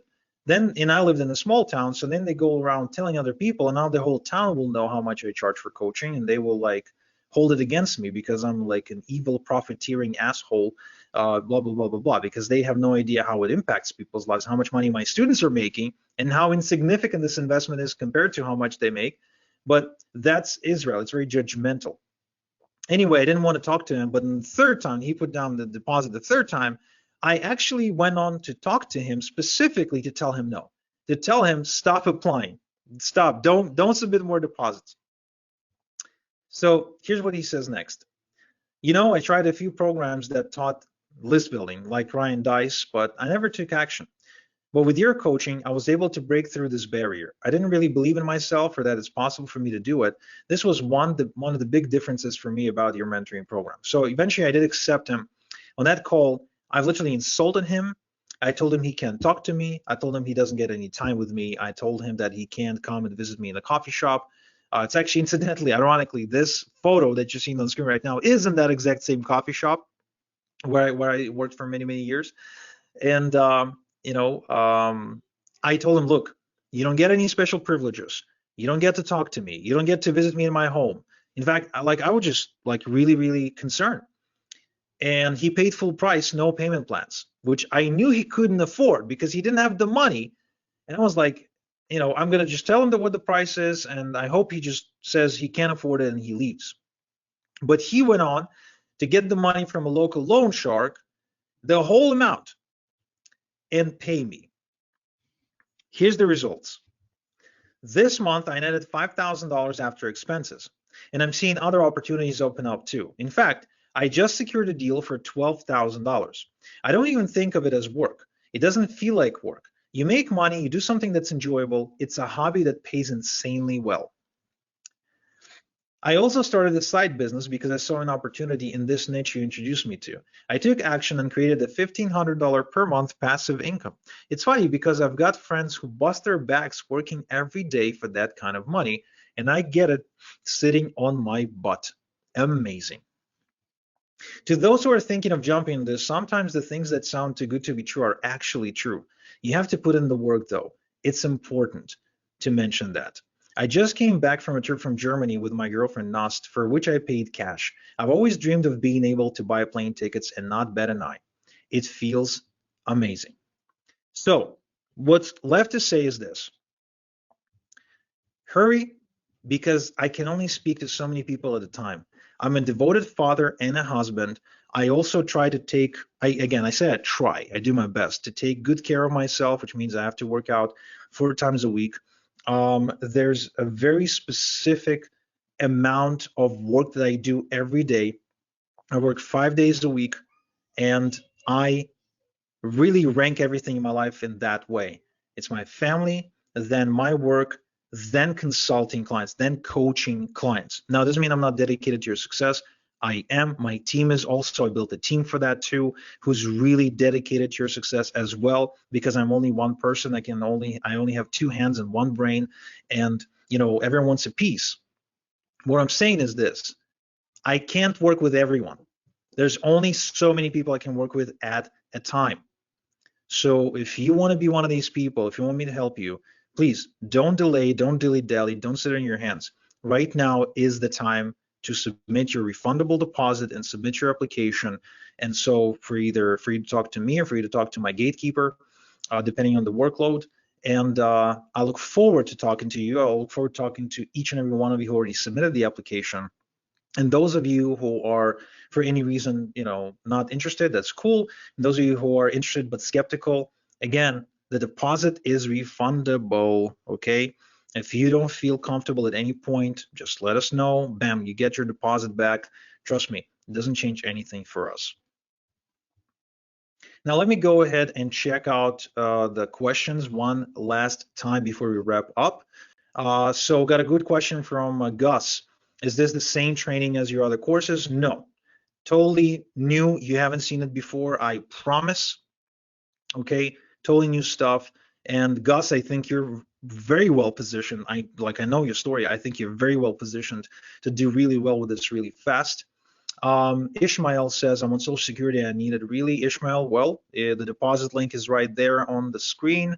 It's igor.cx /solo ad coaching. So go ahead and submit your application. All right. And Bill, you missed it. Sorry about that, pal. I'll do my best to drop the replay out. So keep an eye out for that. Cool. So thank you so much, everyone who attended the call. David, thank you. Bill, thank you. Ken, Victor, Brian, Murphy, Deanne, Nergis, Murphy, Onantho, Ishmael, Kunal, Gus, Kieran, and Lloyd, and James, and everyone else, everyone who attended the call. Appreciate you taking the time. Thank you so much. It's time for me to wrap up. I really enjoyed this training. Thank you. If you have any questions, you can always email us at support@listbuildinglifestyle.com. And until next time we chat, have a good one.